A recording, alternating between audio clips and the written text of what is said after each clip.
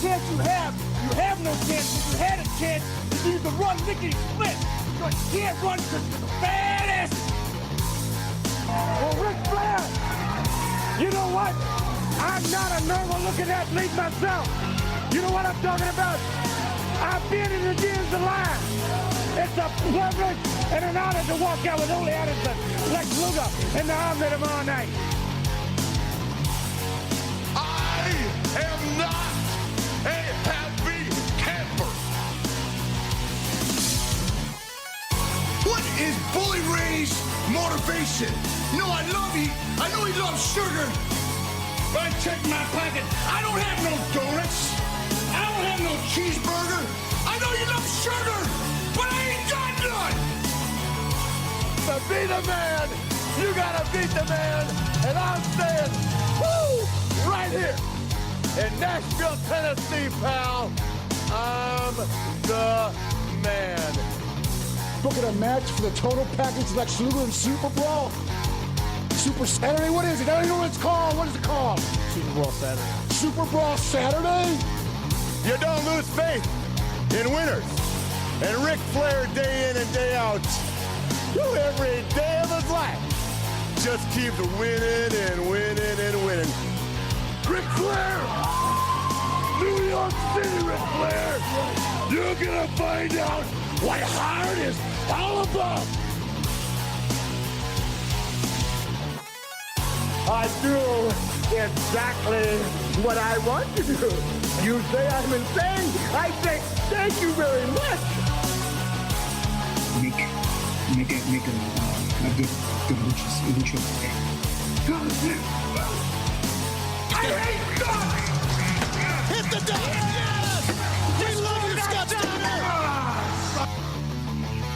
Today, woo, I've got the star and profile like never before. You guys talk about being students of the game. I am the game, JR.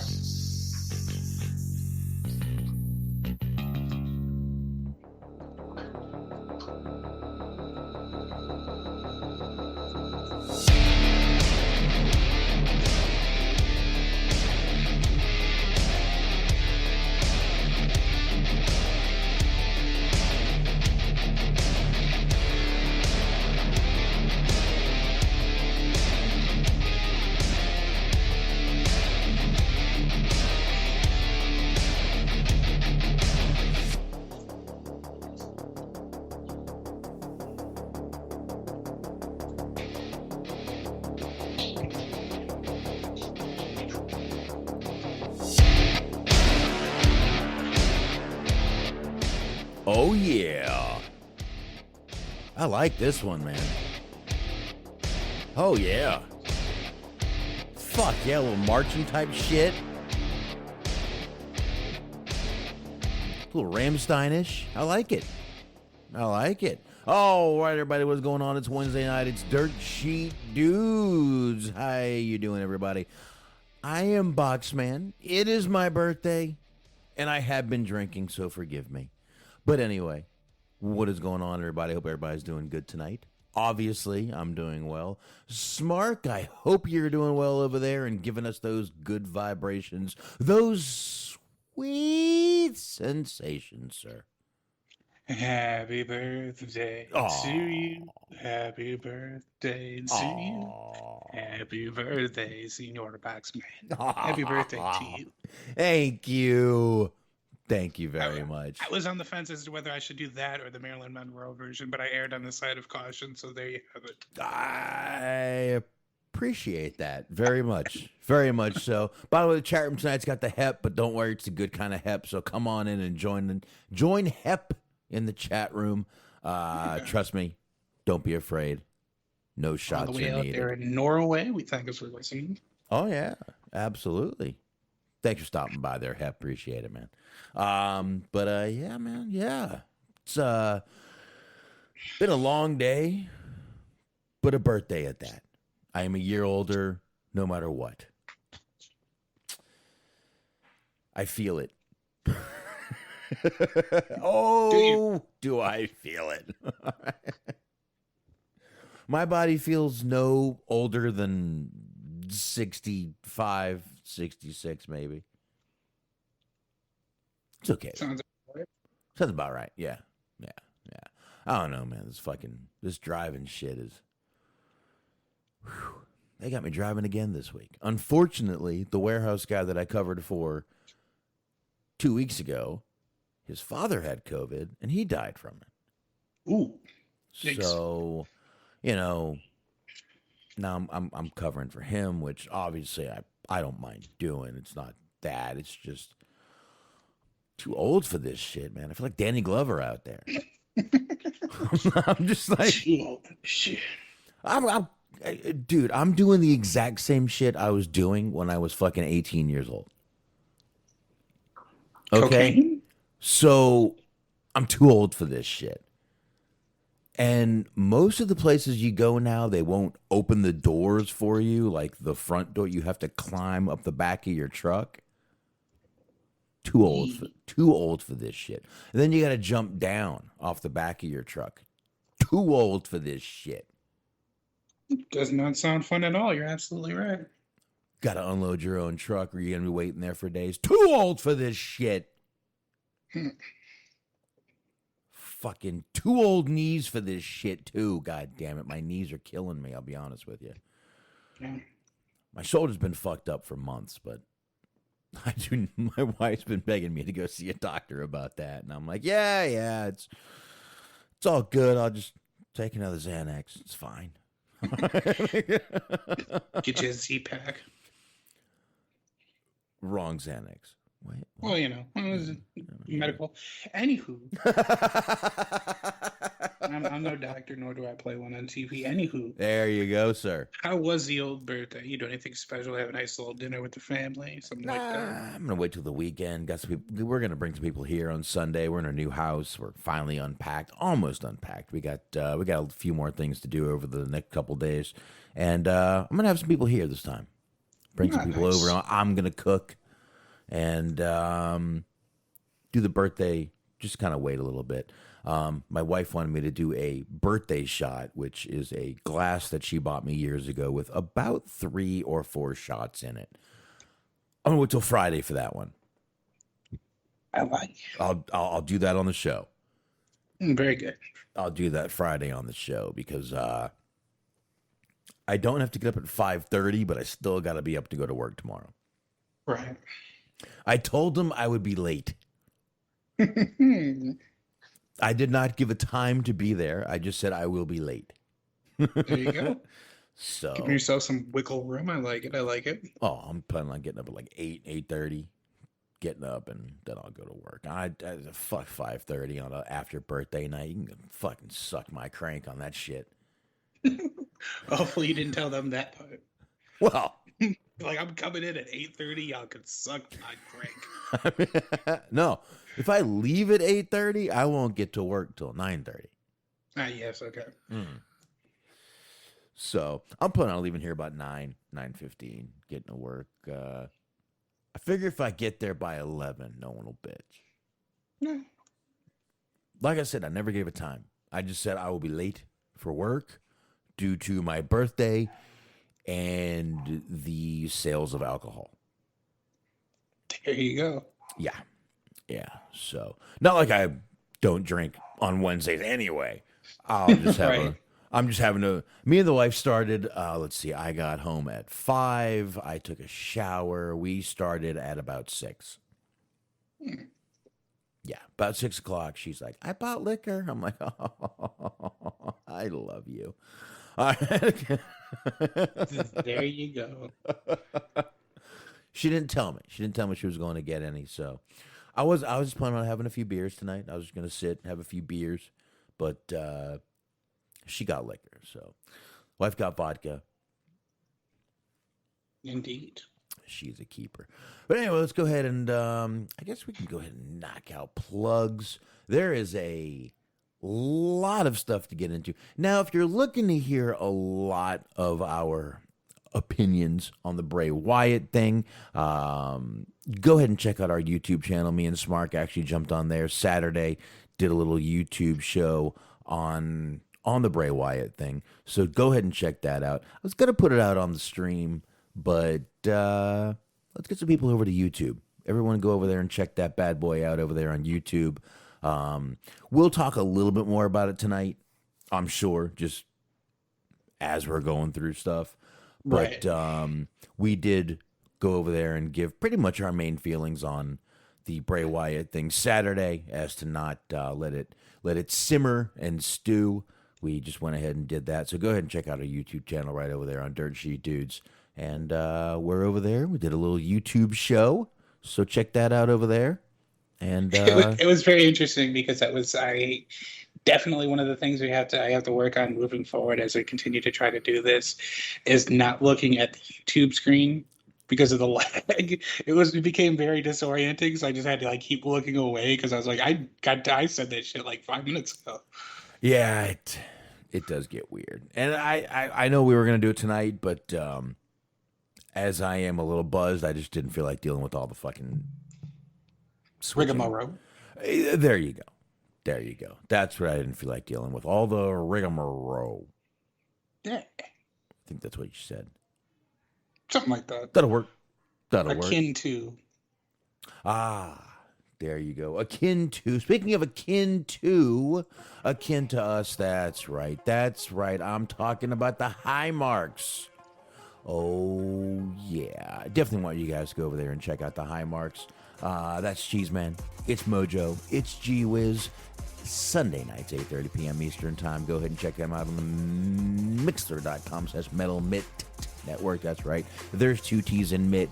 Do not forget to type it in Mixler.com/Metal Mitt Network. Go ahead and check them out over there. Once again, 8:30 p.m. Eastern Time. Sunday nights. Check them out. And, of course, from there, you got Bobby Anthem and Bobby Blades. They are the Inhumans. They are on the Inhuman Experience. And you should be subscribed if you are not. What the hell is wrong with you? Go to anywhere you get podcasts from and check out the Inhuman Experience. Subscribe and be joyous that you did. And of course, you've got the Everything Unscripted podcast that is over there with Eric, Doug, and Daniel. Check out those guys over there. Always having a great time. You can find them on all the usual podcast platforms. And, of course, Blog Talk Radio. And, of course, Stephen Milan. He's out there sharing the show. It's appreciated. You want to show him your appreciation. I want you to go to Letterboxd. That's BOXD.com/Stephen Milan, 2 L's in Milan. Go over there. He's reviewing those movies. Check him out doing it. And if you want to check us out, you guys know where to find us. You can find us on Spreaker. You can find us on YouTube, obviously, which I just mentioned. You can find us on Stitcher, iHeart, and you can also find us on Anchor. There you go. Smart, let it go.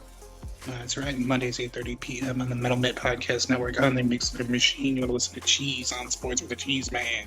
Sundays, 10:30 a.m. on the Metal Mitt Podcast Network on the Mixler Machine. Mo Dirk City Machine Guns with Mojo and with Dirk. And last but not least, be sure to check out our friends at Planet Raconteur. It's the Planet Raconteur podcast with Bobby Anthem, Papa Dave, Sincere, and Young Nasty. All 16 episodes of Season 1 are available, and Season 2 is ongoing, so be sure to subscribe. There you go. Speaking of Yuck Nasty, I saw Get in the Corner pop up tonight, everybody. Yeah. I saw that pop up. We follow that, so I did see them pop up right there. And there you go. So don't forget to check out Get in the Corner with Yuck Nasty himself. Oh. Apparently last week, Dirk and Bobby were on there, so that's worth checking out. And the wife brought in a shot. My son has a cup full of pickle juice, which I'm not going to ask about. Anyway, wife, thank you. There you go. Cheers to everyone out there. All right. I'm not on YouTube tonight, Logan. My son thinks I'm on YouTube tonight, but I'm not. And Hep, I appreciate that. But this is the same child back here making noises that was on YouTube jumping around and dancing.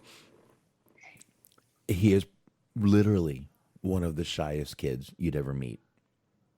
But you put him on video, and he'll start dancing like a maniac. Yeah, he loves YouTube, man. It's amazing. But he is very shy. You bring him around people, and he kind of has a little bit of a social anxiety problem. But We're working. I can kind of relate to that though. Oh yeah, it's like how we're doing right now with the chat room and everything. It's fun and easy to communicate with people. But like if we were in a room with all these people and I like all of these people, I would still feel very kind of strange. I'm a little bit the same way. Believe it or not, I'm not very good in crowds. I like when I have to do things where I have to go to crowds and stuff. I do get very anxious. I see where he's coming from. I remember once I had to do when I first started my, when I was working for the debt settlement company, and I first started doing sales, like there was a contest, and I literally started in the middle of the contest, and the boss didn't give a shit. You were still in the contest. And I'm like, dude, I had 2 days to catch up what they had 2 weeks to do. And he's like, I don't care, you still ended up last. This fucking bald fucking motivational speaker wannabe redneck. Oh, you still ended up last, my man. You got to get up there. So I had to get up and do a speech in front of people that I had been working with for less than 2 weeks. I had to stand up and do a speech in front of them on goals. Okay? And it had to be 8 minutes. Me. Look, 3 minutes. Listen, I can stand up and fucking shadow box for 3 minutes. It'll kill me, but I'll do it. But holy shit, man. Getting up for 8 minutes in front of people and talking about goals. I had less than 24 hours to make up the fucking thing, whatever I was going to say. Holy crap, did I fucking repeat myself and bullshit my way through it. But I got my way through it. And the boss was like, that was a really great speech you gave. I really appreciate it. Oh, my God. I wanted to fucking choke him right there.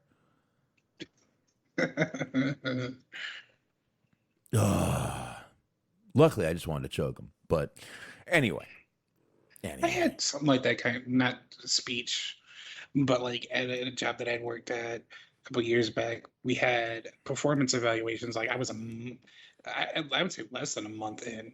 So like I was still trying to get like the ins and outs of the job down pat and all of that kind of thing. Mm-hmm.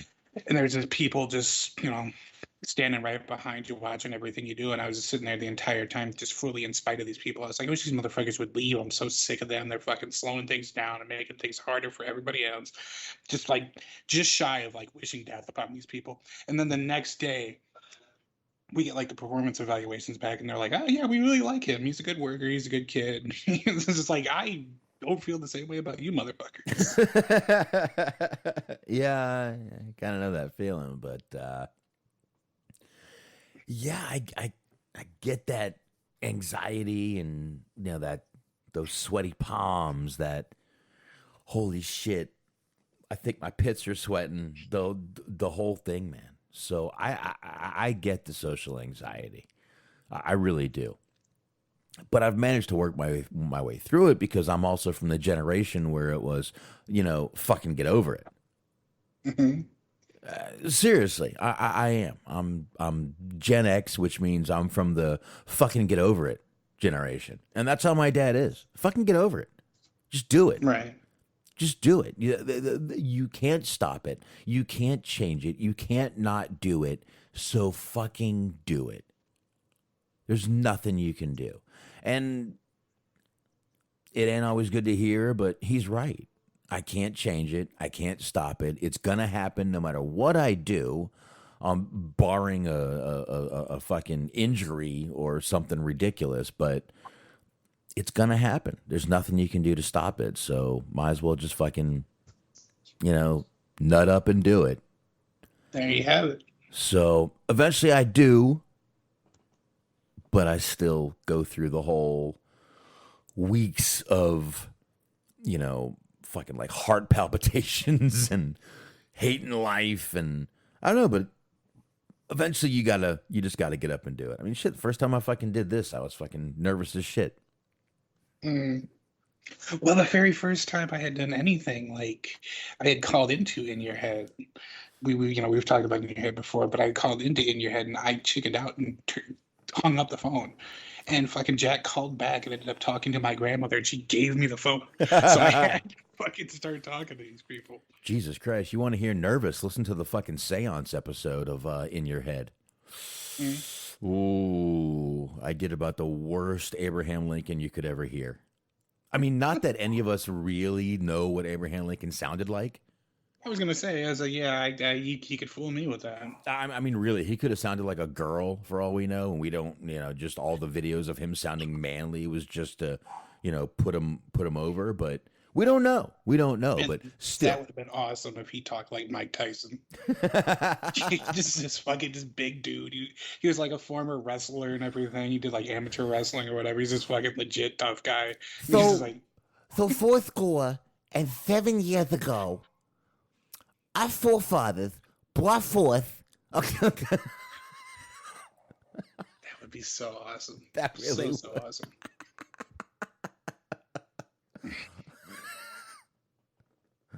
That word forefathers is funny. You ever think about that word? Okay. I mean, is it four? It's spelled wrong for four. F-O-U-R. Oh. Forefather. Oh, there's another four? Oh. Well, put me up on a pedestal. Anyway. where are we going? Where are we going with this? Okay. I don't even know where we've begun with this, let alone where we're going. I don't either. But let's just go ahead and jump in the fucker. Oh, there you go. Look, Dirk is already blaming John Cena for something. I blame John Cena for everything. So let's just go ahead and start right there. Mm-hmm. I'm going to blame John Cena for everything. But I don't blame him for what's coming up, Smark, and what we're going to go ahead and start with. I'm going to go ahead and start with this because before I get too drunk, let's just go ahead and get into the whole mask thing. Yes. Not only the mask thing, Smark, but the proof of vaccination. Now, I got into the vaccination thing once on the Friday show where you were not here. Mm-hmm. I was overwhelmed by how many people jumped in and was like, freedom of choice, freedom of choice. Pretty much overwhelmingly the whole chat room was freedom of choice. That is slowly going away. I'm going to try to not get political on this, Smark. Now, I don't want to take up because you shot this article over. I got more to add on it, but do want you to go ahead and kind of kick off and read a little bit of this and Sure. yeah, go ahead, start off. It is from CagesideSeats.com, but you can kind of take your pick because everybody's reporting this. But with the spread of COVID-19 again concerning public health officials nationwide to upcoming WWE shows have new requirements for fans planning to attend in person. As we wrote about last week, Nevada has reinstated mask mandates for most of its counties, including Clark, which includes the Las Vegas area. Allegiant Stadium posted in a statement on their website clarifying that means fans will need to be masked for all events there. This would include WWE SummerSlam on Saturday, August 21st. Allegiant Stadium takes the health and safety of its guests, employees, and staff very seriously. In response to rising COVID-19 cases and in accordance with the Centers for Disease Control and Prevention and the State of Nevada Emergency Directive 047, all individuals, regardless of vaccination status, must wear a face mask while inside the stadium. The state of Nevada and CDC do not currently require proof of vaccination to attend events. Allegiant Stadium's COVID-19 protocols are subject to change as additional information is discovered or provided by the state of Nevada and the CDC. Individual events held in Allegiant Stadium may also implement heightened COVID-19 protocols, so please read all correspondence regarding an individual event carefully. Okay. So, we start out with the masks.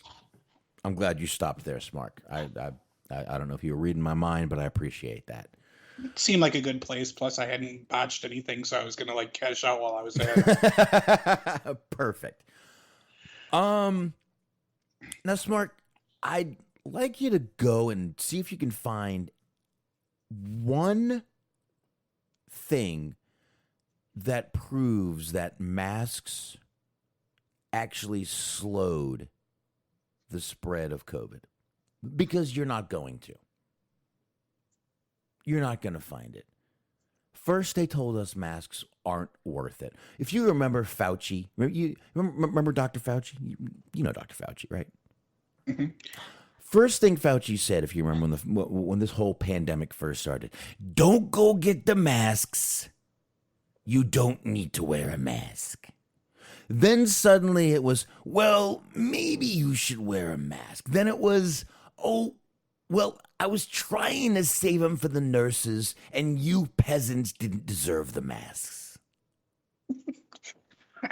I want to know who this guy is. I just picture him sitting in like a large desk overlooking the city, just twirling like a nickel. Well, this is Dr. Fauci. If that's what you're picturing, you're probably correct. Listen, I'm not trying to get all political on this, but Fauci has literally touched every, he's held every opinion on this. You don't need masks. You need masks. I was trying to save the masks for the nurses, but you peasants didn't deserve them because the nurses are more important. By the way, now they're trying to fire all those nurses because they don't need them anymore. Yeah, last year's heroes are now this year's unemployment line people. Just so you know. And by the way, we're going to get into the fact that if you're going to any shows in New York City, be it AEW, WWE, I mentioned this a few weeks ago. As of now, New York City did also mention Smark. If you are going to dine, drink, exercise, so if you're going to a restaurant, if you're going to a bar, a gym, anything indoors, you will need to show proof of vaccination or you will be denied entry. This is what angers me, Smark. I don't know if it angers you, but it angers me. Because a few weeks ago, what they were doing is trying to get businesses to implement this same thing, right?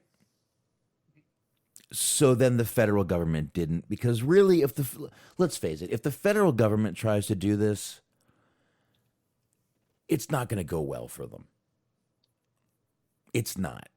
And there's going to be uprising, dude, because I'm going to tell you right now, if you keep trying to put people, first of all, you force people to get a vaccine that they don't want to get, you're going to cause a problem right there. Secondly, you try to do these lockdowns they're talking about, hinting towards Smark, not doing. I'm not saying they're doing them. I'm saying they're hinting towards them again. You're going to radicalize people you don't even mean to radicalize. You know what I mean?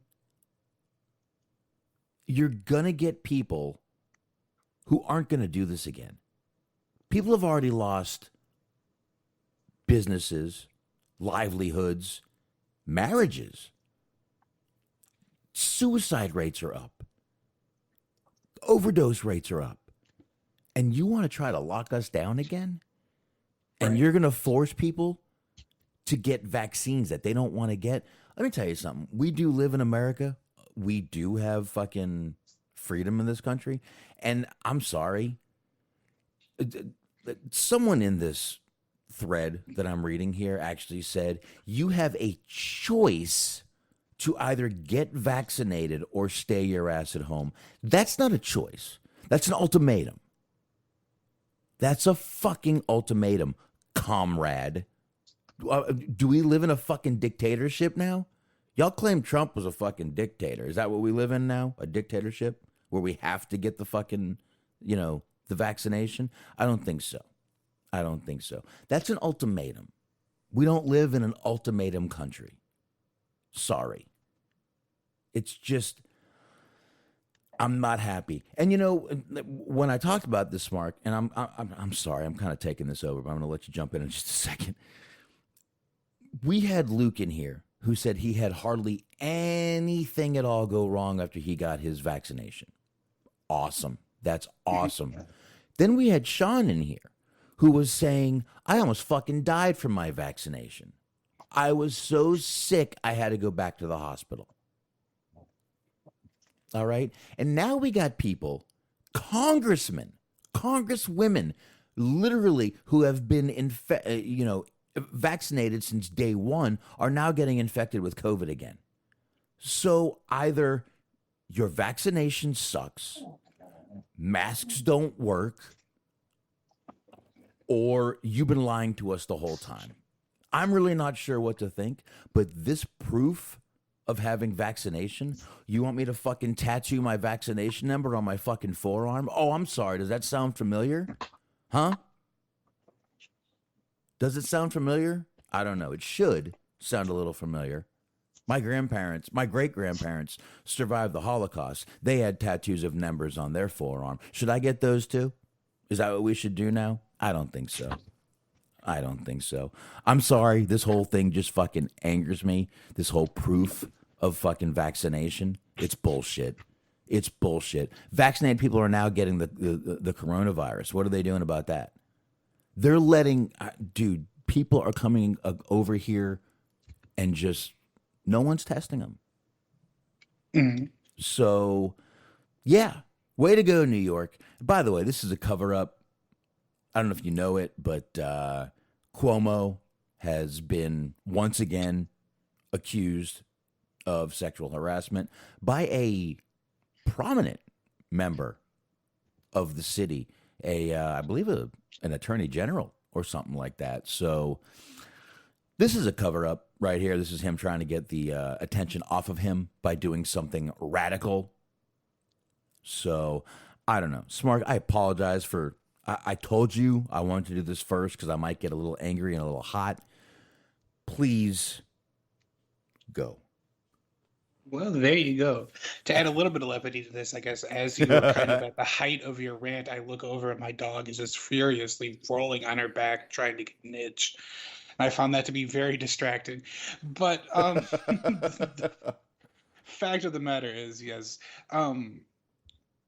yeah, the thing that's been going on is like you're saying, people that have been vaccinated have been getting COVID. I guess from what I was led to believe, you could still get it, but just the symptoms weren't going to be quite as intense as it would be if you were to not have gotten your vaccinations.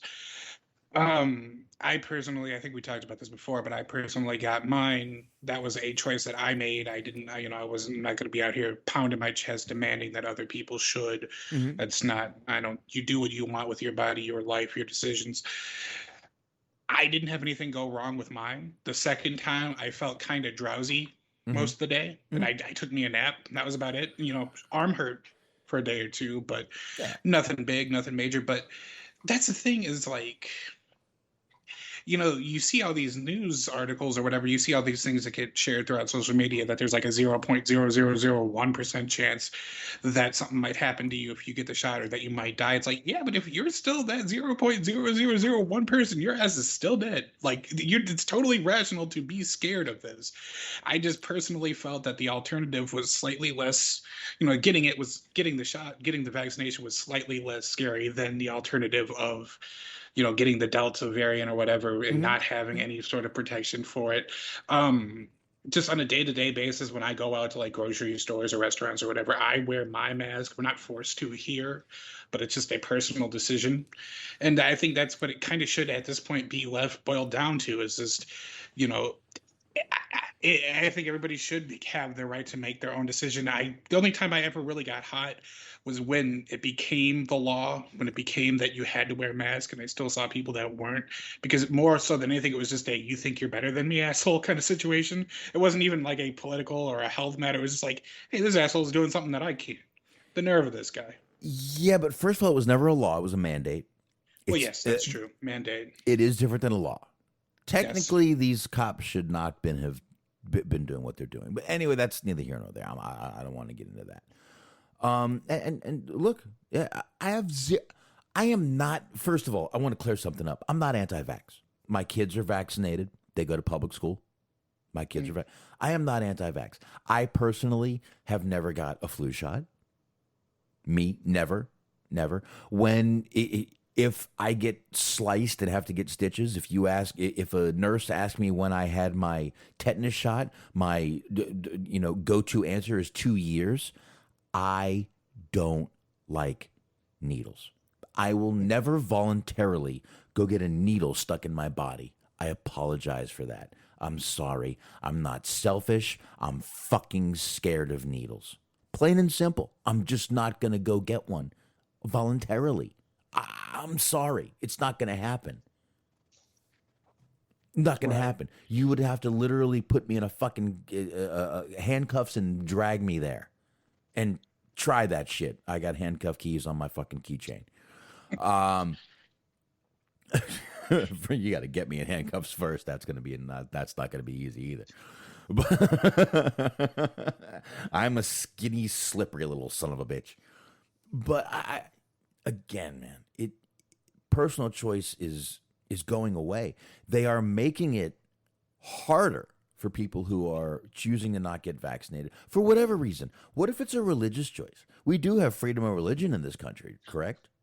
Mhm. Okay, so if it's a religious choice, you can't go to a wrestling show because of that. I mean that's it. I mean, look, Hep has had his. He's saying right here in the chat he got his shot, and that's great. I have no issues. I'm not anti-vax. He was also saying that basically it's kind of, he said that it was voluntary, but in order to do most things, you have to have it. Right. So it's kind of, he was saying basically it's not so voluntary, you know? Dirk was saying that they lifted the mask mandate where he's at over there. He's over there in Cincinnati. So they lifted that 3 weeks ago, and now the new one's back on. There's a new mandate in place. So, see, I got to be honest with you. They lifted the mandate here. If you go into a restaurant, you're still wearing it here, no matter what. If you go into certain businesses, read the door before you walk in. If it says wear a mask, I go back to my car and I grab my mask. I'm not the guy that causes a scene. I'm not the guy that's anti-vax. I'm not the guy that's going to bitch if you tell me to put a fucking mask on. I just simply don't want to get the vaccine right now. I don't want to get a shot. I don't like getting shots. Again, I have never had a flu shot. And I've got the flu pretty fucking bad. I got the flu so bad, I was literally, my son walked in and I started crying because I thought I was going to fucking die. I was so dehydrated that I had to get fluids put in me. My wife ran me to the emergency room and they dragged me in like I was having a heart attack. They saw I was in bad shape. I've been there. I know. But I still used won't. to be when I was in Chicago when I was growing up, it used to be like law that you had to get one before the school year in order to go to school. Right. So first couple of years of my life I had gotten one, but I haven't gotten a flu shot since. Yeah, see, when I was a kid, you needed a tetanus shot. Okay. Yeah. The tetanus shot was a necessity when I went to school, mainly. And now that I'm adult, though, you ask me, to be honest, I probably haven't had a tetanus shot in 20, maybe even 30 years. But my stock answer is 2 years ago because they're 7 years good. I'm sorry. I don't like it. But to kind of go back to what we were talking about, I'm pretty big on personal choice. Everyone knows here I don't think this is a political belief. I really don't. Because most of our chat room is, and our listeners, I would say, are mostly liberal. Younger than me, mostly. You are younger than me. Our chat room is almost all younger than me. I see Bobby in there. What's up, brother? And Yuck, we just shouted him out earlier. I see Yuck. There you go. Yuck's in there. I see Yuck in there. But most of the people, they're younger. They're a little more liberal. And most people believe it should be a choice. And I think that's a testament to the fact that this forcing of this on us is not a Democrat thing. It's not a Republican thing. It is a choice thing. And we still live in a country where we're allowed to choose if we want to do this or do that, get this or get that. if you're trying to make it hard on people who aren't, I got to tell you, that makes me weary. That makes me even more. I may sound like a conspiracy theorist here, but the more you tell me to get it and the more you make it harder on me to get it, the more I don't want to get it.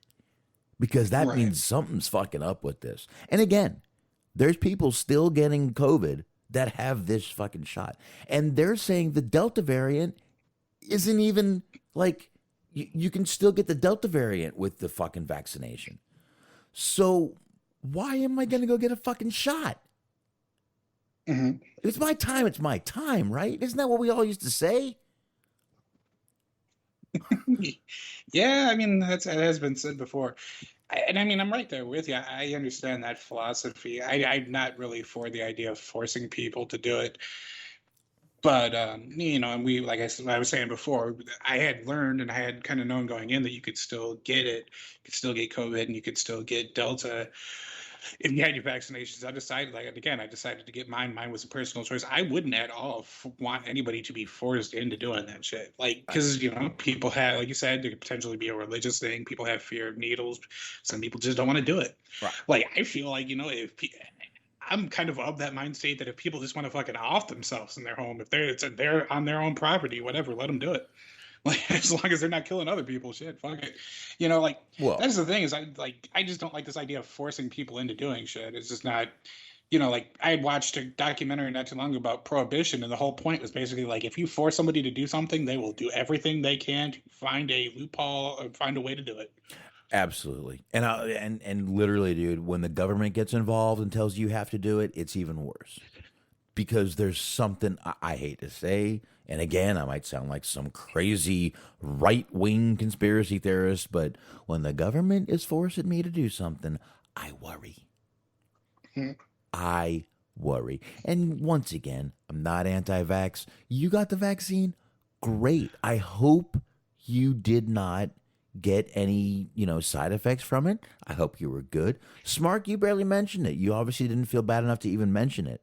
So no, I still did the show. I'm still fine. Yeah. My Wi-Fi connection has been exceptional lately. I don't know if that's related, but and I do think that everybody should vote for Bill Gates in the coming election. Ooh. Yeah. You should scan yourself. That's all I'm saying. You should scan yourself. Now that I've been microchipped. So is this? I'm starting to draw a connection here. Is this why you've decided to, drink and smoke weed and stuff? Is you just saw the whole Nancy Reagan situation? You were just like, fuck this. I'm not listening to the government. Oh, fucking tell me to say no, goddammit. I would say no if I wish.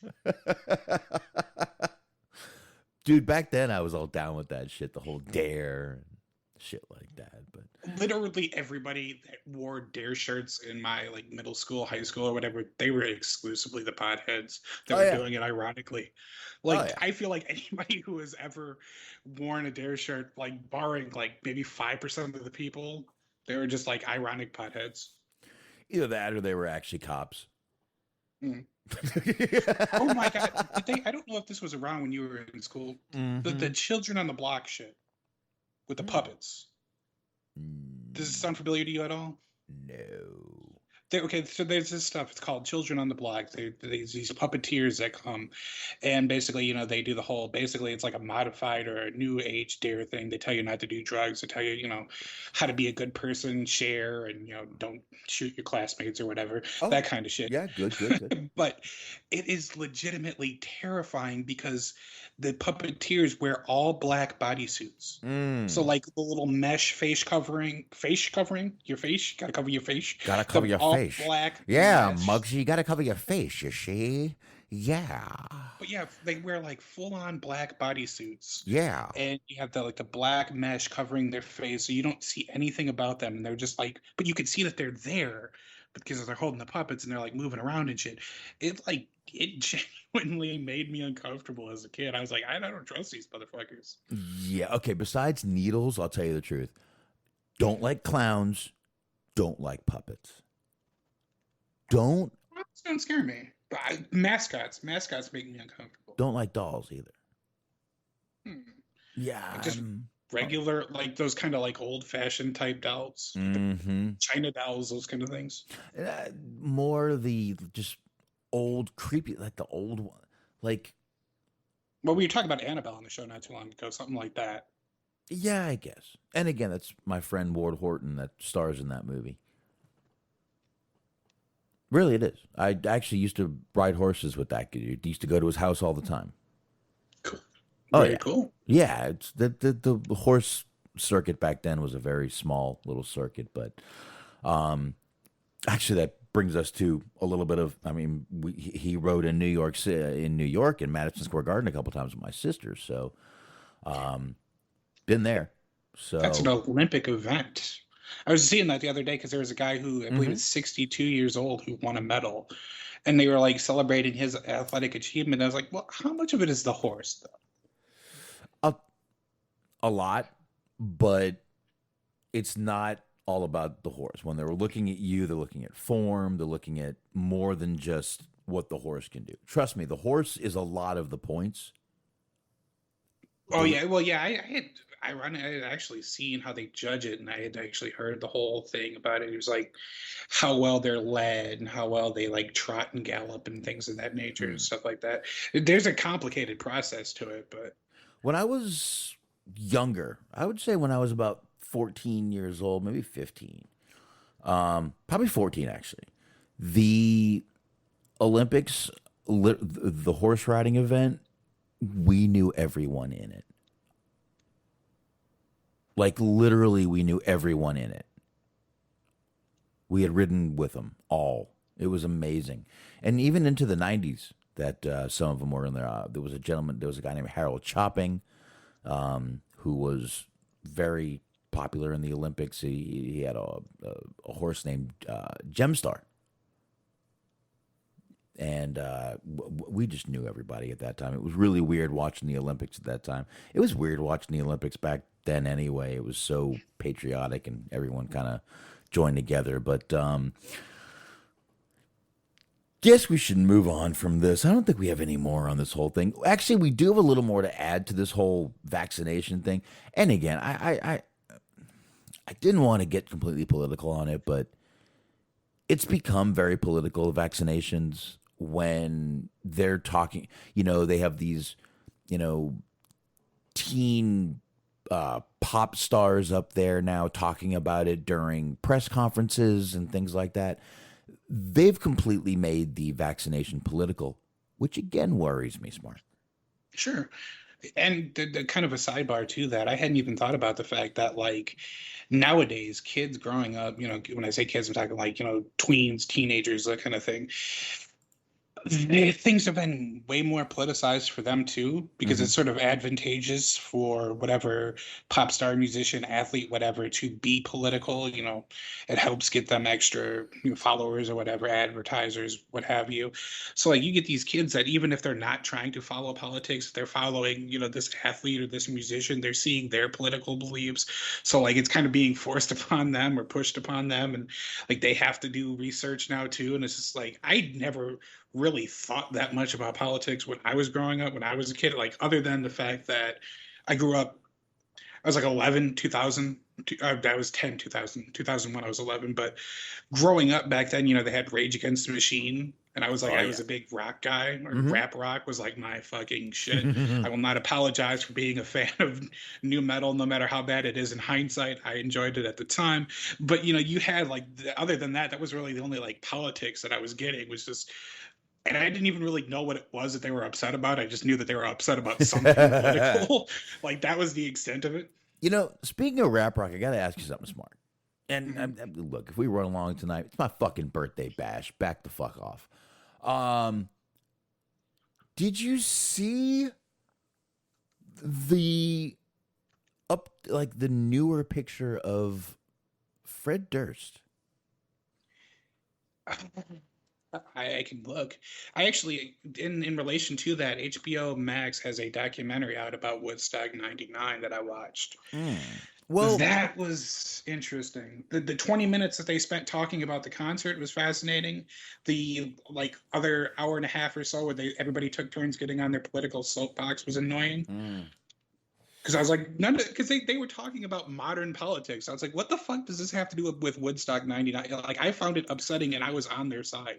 I was like, I agree with what you're saying. I still find you to be annoying. Yeah, that's the thing. Everything now is political. I'm not going back to the political fucking soapbox, I promise you. But I'm looking. I'm not finding well, anything. here, But give me a second here, Smark. I'll find the old Fred Durst. He has a new album coming out called Dad Vibes. Oh, Jesus. But I do need to get you the new here. I'm going to go ahead and give you this. There should be a few. There's some pictures in here. I'm going to go ahead and post this on the old Mixler for you, Smark. Here, window, chat, paste. Here you go. This is from Lollapalooza. There's video of him. Now, I swear to God. Now, I got to tell you. You know what he looks like? And because I did a little bit of research, I found the Rolling Stone pictures from Lollapalooza. Okay. If anybody remembers the music video for Sabotage by the Beastie Boys, where they're all pretending to be like 80s cops. Yes. He looks exactly like that music video for fucking Sabotage. It's wild. He looks like the start of Sam Elliott. I don't know how else to put, like the beginning of Sam Elliott, not even like Roadhouse Sam Elliott, before that.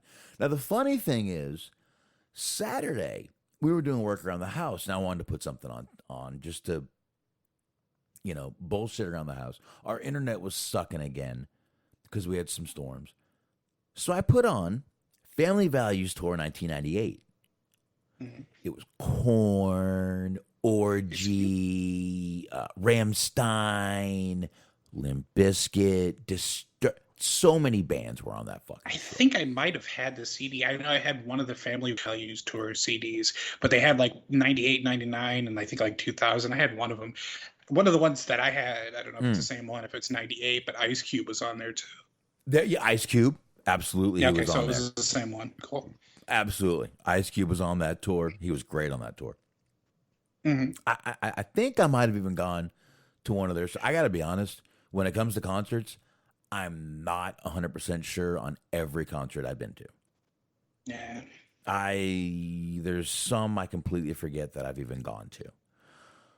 But I'm watching the Family Values Tour 1998, and I sit down. Me and the wife were drinking. I'm not going to lie. I sit down and I'm scrolling through Facebook, and I see this picture, and I'm looking down, and I'm looking up, and I'm looking down, and I'm like, oh shit, that's a real picture. Okay. And then I scroll more, I find the video, and I'm like, man, it's weird hearing the voice, seeing the man, seeing what he looks like.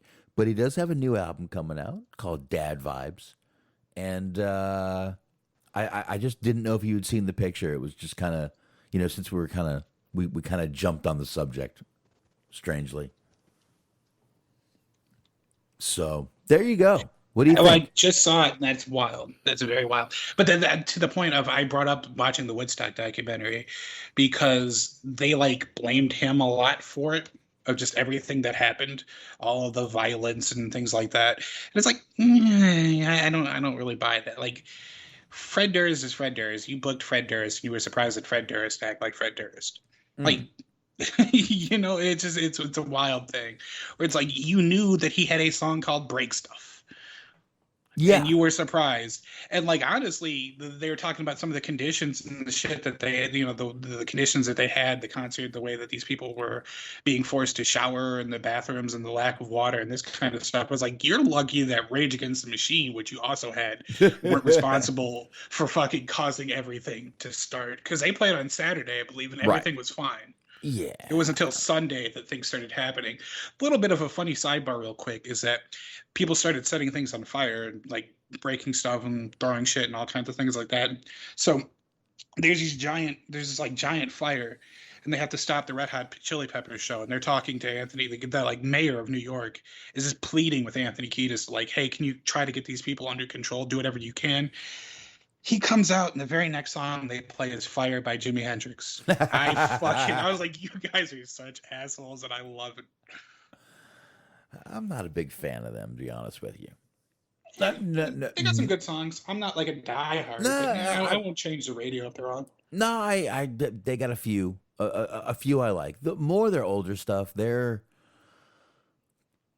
newer stuff is whatever it is. I think it's funny. We got Christopher in here, like, get the goddamn vaccine, and Yuck is like, nah, I'll wait.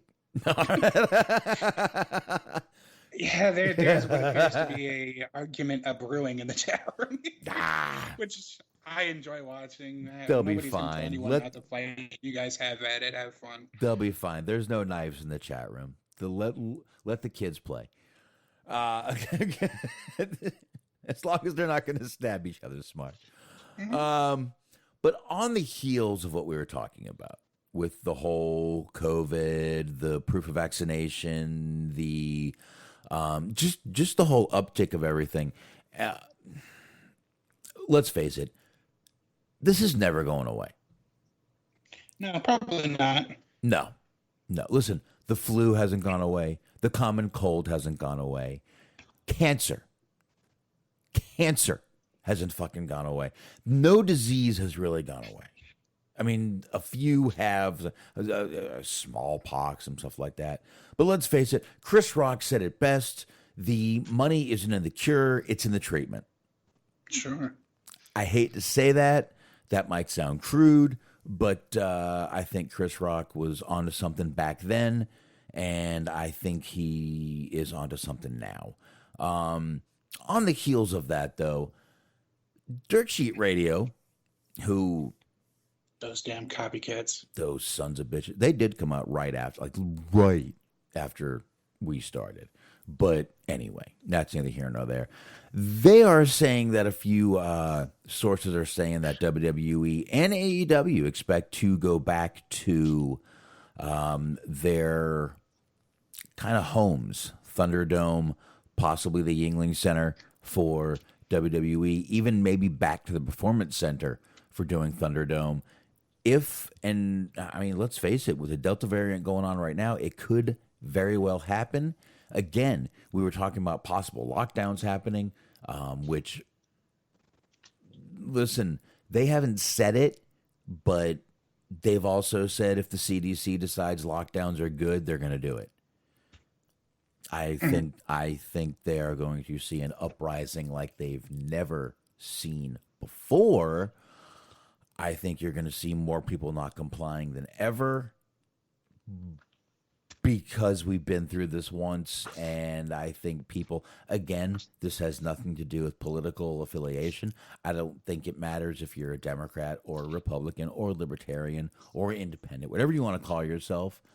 I think this has to do with the fact that if they lock down again, people are still not going to be able to pay their bills. Oh, yeah. Well, I mean, my dad is a chef. He works downtown at the convention center. Mm-hmm.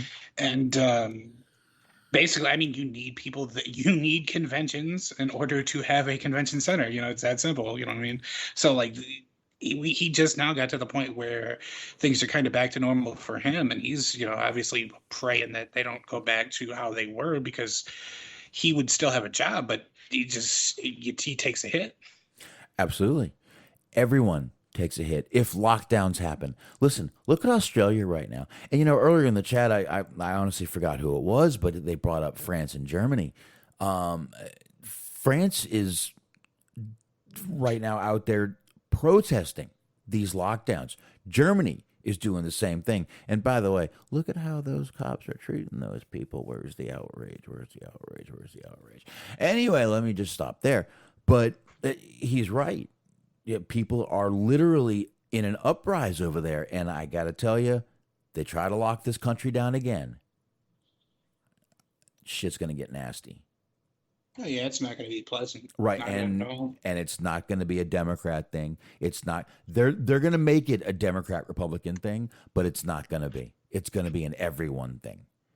Because, they're trying to make everything right now a Democrat-Republican thing. Oh, the only people who don't want to get the vaccine are rural Republicans, those stupid rednecks. It's minorities who don't want to get it. I don't know if you Well, realize that. no, real quick to that point. I was listening to, and I apologize to everyone because I feel like this is going to hurt my reputation amongst a lot of people. I was listening to an NPR podcast because I had nothing better to do with my life.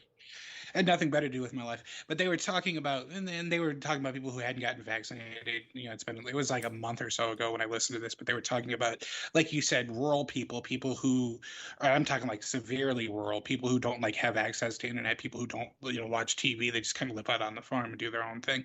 And they were saying that they weren't getting theirs.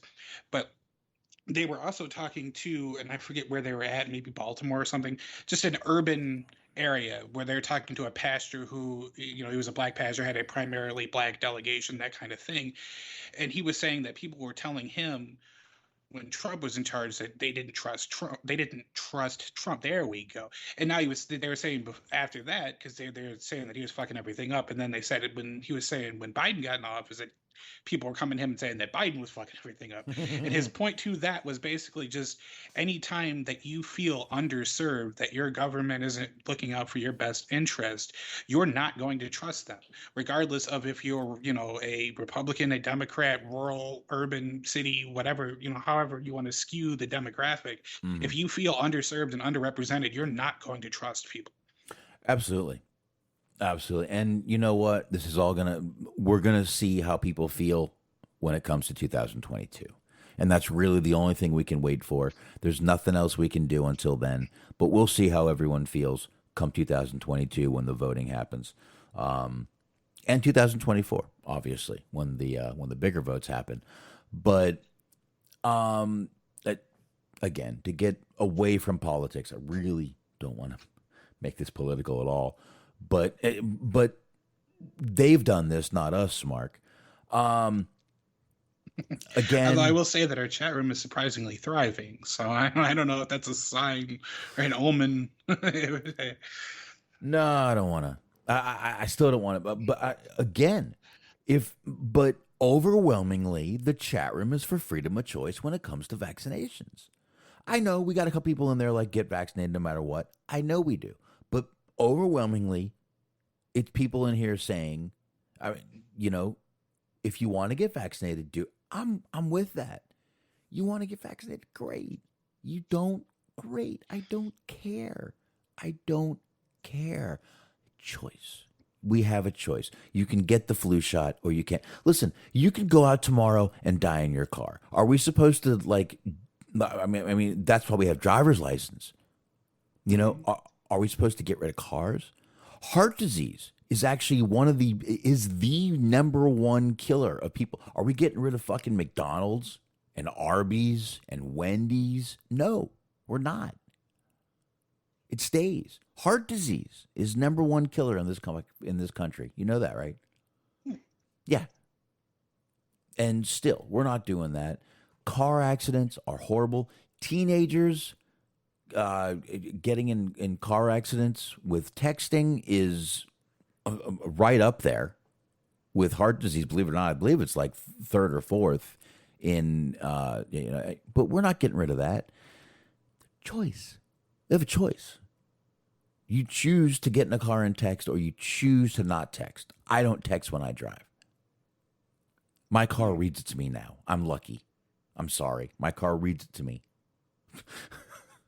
I mean, it's really hard to voice to text a dick pic, though. So, there's certain things that we just haven't, technologically speaking, gotten to yet, and we haven't evolved from.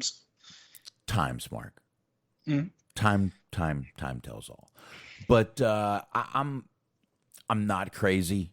If, again, this is all kind of conjecture right now and rumor and innuendo, if they're going to go back to Thunderdome and or Daly's Place, which AEW was at tonight doing a little homecoming. But, I mean, they got to do what they got to do. Yeah, I mean, I get it, but I pray to God that we don't get more fucking Thunderdome shows. I don't want them either, but... it hasn't gotten that much better since the live crowds have been there, but at least there's other things for us to talk about, people's reactions and piped in chants and audio miscues, of which there were some during Raw. this week, but I mean, there's at least something other than just the stagnant environment that they created for themselves within the Thunderdome. Now they get another excuse, WWE. Well, now we got to put it on hold because we're not sure. We may be going back to Thunderdome, so we can't give you the really good stuff until we know what's going on. Right. Eek. Tell you what, your grandkids are really going to love these Raws. Oh, God. I can't wait that long. Anyway, Smark, let's move on. Let's just move on. Yeah. Just hard stop, full pause, move on completely. Chatroom, I appreciate you not calling me a Trump-loving piece of shit. I appreciate that. I really do. Anyway. We did have, now I said, well, if you want to check out our YouTube, me and Smark went on there and talked about the Bray Wyatt release, which was a pretty shocking release to all, even us. We, again, talked about it on YouTube. But there was another release, Smark. Mm-hmm. And go ahead, man. Get into it. Yeah. As I fumble for the link that I had sent you. Long story short, WWE put it out Monday that they had come to terms with the release of Ric Flair. That's pretty much all you really need to know. There's no need to read an article about it, but WWE, as of Monday, released Ric Flair. So there was kind of some debate as to whether or not he had released or that he had quit himself. But either way, regardless, he is now on the market if you're interested. If you want to book him for your birthday parties or bat mitzvahs. Bat mitzvah. Oh, please. I want Ric Flair singing Hava Nagila right now. Please record Ric Flair singing Hava Nagila to me. Actually, I was wrong. It was Tuesday. It was 8:03. It says the article that I had meant to read was we have come to terms on the release of Ric Flair as of today. So that's what you were missing out on. I just wanted to elaborate. Oh, thank you. I still need to hear Ric Flair singing Hava Nagila. If I might need to get a cameo of that. He's had to have done it before. Like, he'll do anything for money. That would be amazing to have him at my and bat mitzvahs for girls. Just so you know. I honestly just wanted to say it because it's a fun word to say. It really is. It really is. But that's for girls. But yeah, Ric Flair. You know, I'm not gonna say big loss for WWE here because it's really not.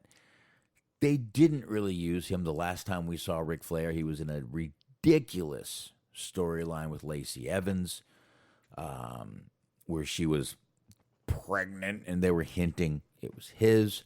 Now, on the heels of that, Sean Ross Sapp of Fightful reports that Ric Flair had some disdain for many of the booking decisions, and one of them was the Lacey Evans storyline. Rumor Meltzer is putting out is that Ric Flair actually contacted, he's saying he thinks it was Vince. He's not saying definitely, but he thinks it was Vince, and said if basically, I'm going to paraphrase, if this is the kind of shit you're going to put me in, just let me go. Mm-hmm. Paraphrasing. Ric Flair did not actually say those words. But to break down what Meltzer said and all the articles I've been reading, that's pretty much what it said. If this is all you've got for me, if this is the bullshit you're going to put me in, just let me leave. And again, when you're under these Legends contracts, you do not have a non-compete. So he could show up somewhere. Now, I got to tell you, AEW bringing him in, I think, would be I don't know, just counterproductive at this point. Right. Honestly. And everyone's already saying that, we think that possibly Charlotte has asked for her release too with Andrade at AEW. I don't think so. That's bullshit in my opinion. Yeah, that's definitely one of those things you got to believe it when you see it. As much as they bend over backwards to try to accommodate for her, unless she just absolutely despises being there, which I Mm-hmm. don't think is the case. I mean, it's hard to, nobody knows except for the person in question. But unless she absolutely positively hates it there, I don't see that happening anytime soon. Yeah, and Dirk brings up a little thing there. It's funny when you got we've got 3 of the 4 horsemen that could be in AEW, and Flair doesn't really get along with Arn and Tully, which that might have been worked out. We don't really know. It could have been, and like you said, money talks. But it could have already been worked out. We don't know. We don't know whether it was or wasn't. Flair But will not turn down an opportunity to be on TV, especially national TV. no, but I really think AEW bringing him in would be just be counterproductive at this point, unless they're really looking to do something with the 4 horsemen. But I mean, what can you? Why would you? Yeah, literally, what can you and why would you? I don't. Plain and simple, what would you and why would you? I really don't know where to go from there. What would you do with the 4 horsemen in 2021? Yeah, that's about it. It would be a nostalgia thing. It would be a thing that, probably something like Cody wants or something like that. That'd be like the reason why they did it. But yeah, I mean, obviously he's a Ric Flair. He could talk. He could be a benefit to somebody. I don't necessarily even think that the most obvious logical destination would be putting him with Andrade, but I think Chavo's doing just fine in that role. I don't even think you need to really do that.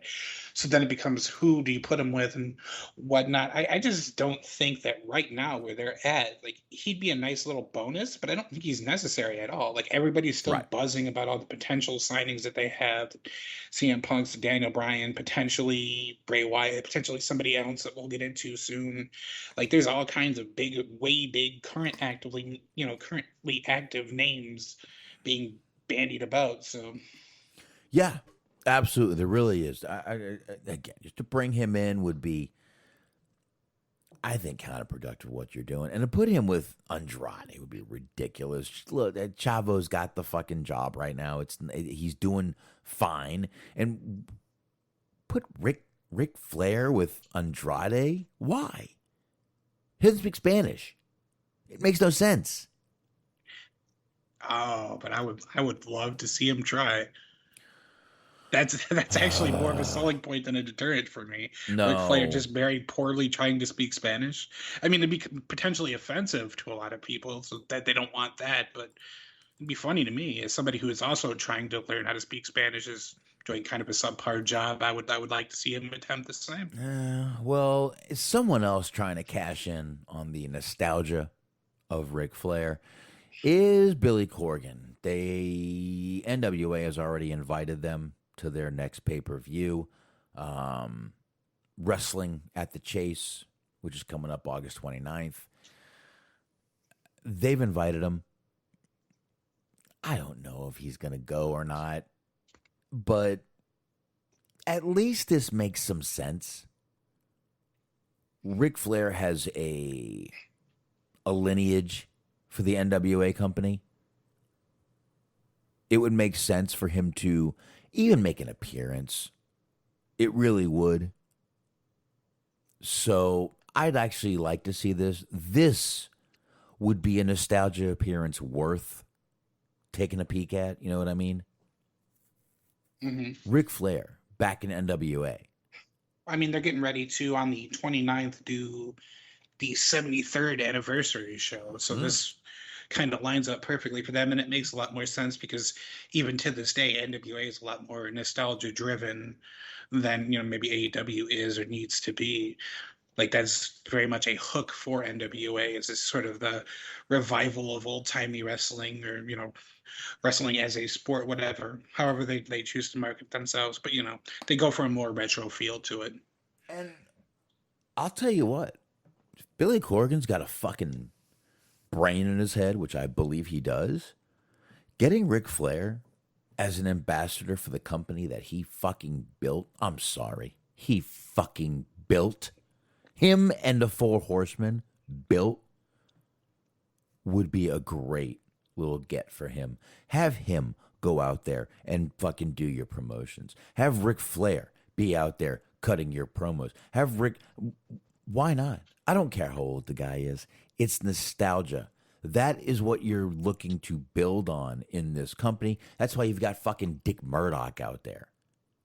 Mhm. Okay, and all these other fucking guys. That's why you've got them out there. This, the man that is known for the NWA would be a great guy to go out there and be promoting your company.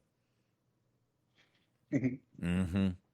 I think it'd be a brilliant thing to do on his end. I think if you're going to spend money on anyone, Ric Flair would be the guy to do it.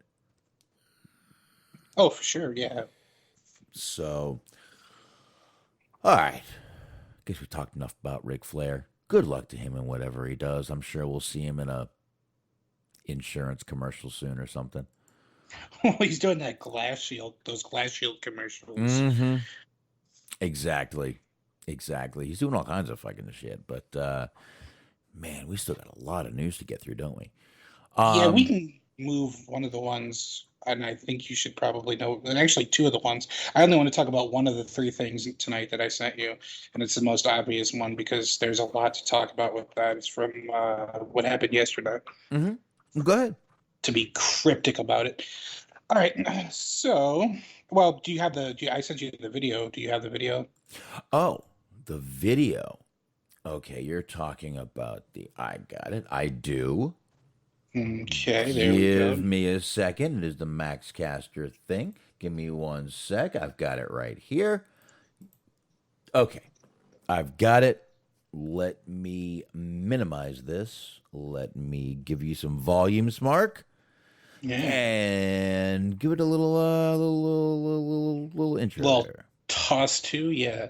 Okay, so basically, long story short, yesterday they had AEW Dark. It was the 100th episode. Max Caster had a match. As Max Caster does, he came out and cut a pre-match freestyle promo doing the hippity hop as the kids, all the kids love the hippity hop. So he was doing that, and he apparently had said some things during this rap that had caused quite the stir amongst the internet. There was quite a few people that were very up in arms, which I mean is nearly impossible, nigh on impossible to do these days.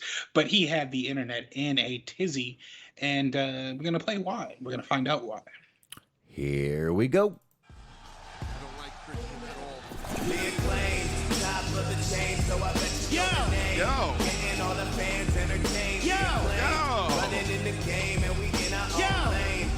Listen, the acclaim kicking ass for miles, make you claim mental health like Simone Biles. The side gal's gonna pay the cost. I'ma treat those bitches like Duke Lacrosse.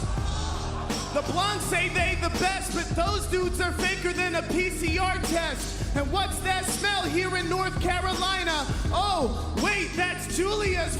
Oh! You mean Julia's breath from all the croissants, right? Yeah, isn't that right?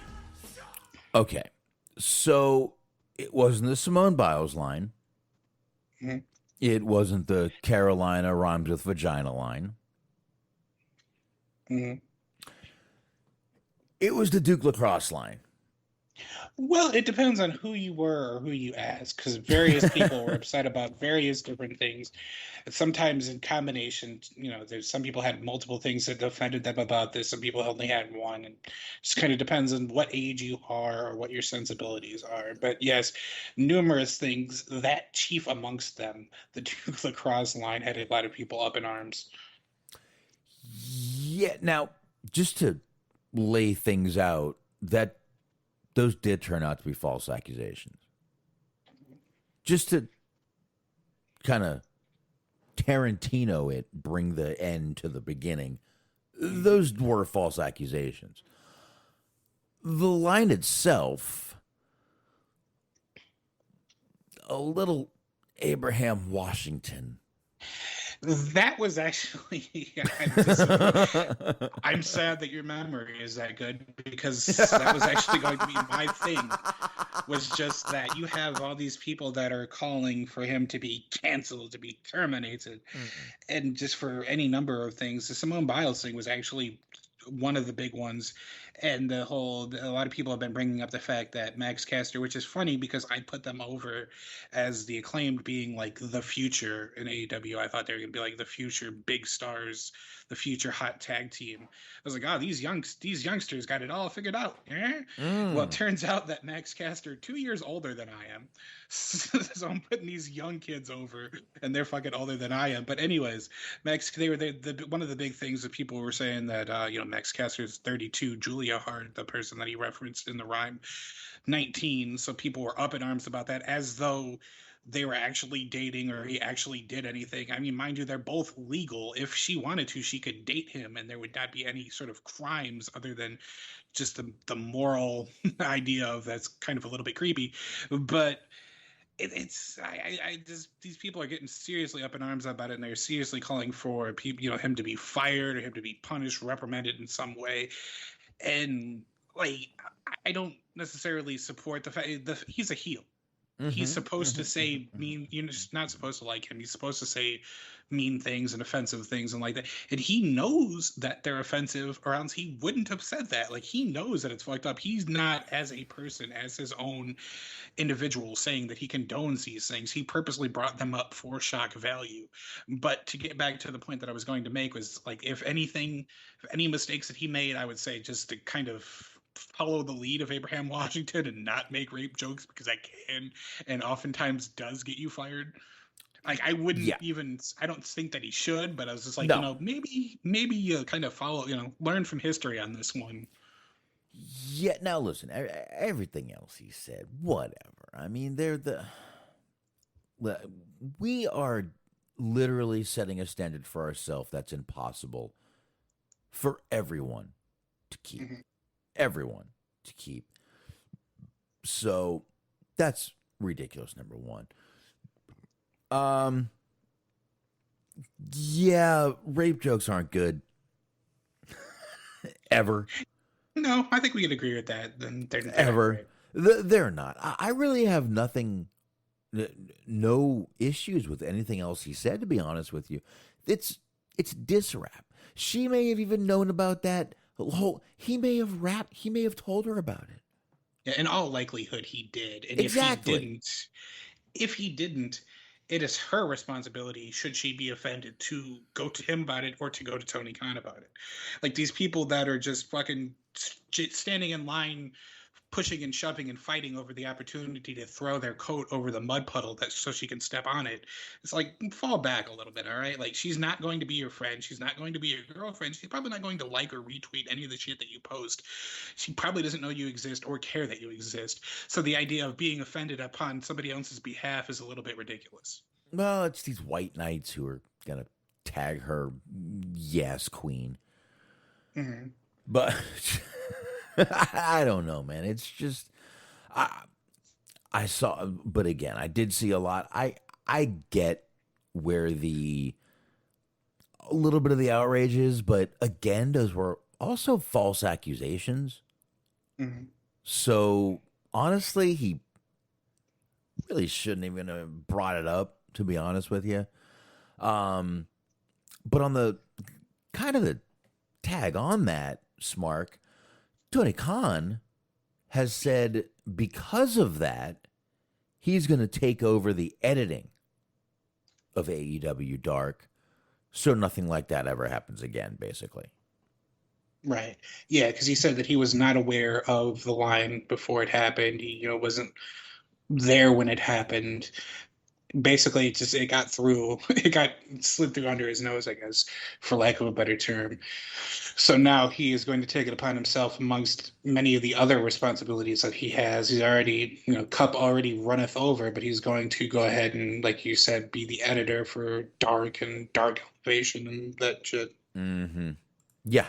So he's going to keep an eye more on some things going on, which is fine. That's fine. That's not a problem. He probably should. But yeah, well, he said in relation to that, he said, speaking of AEW Dark last night on Dark, Max Caster's rap was terrible. I was not out there in the moment when he did it.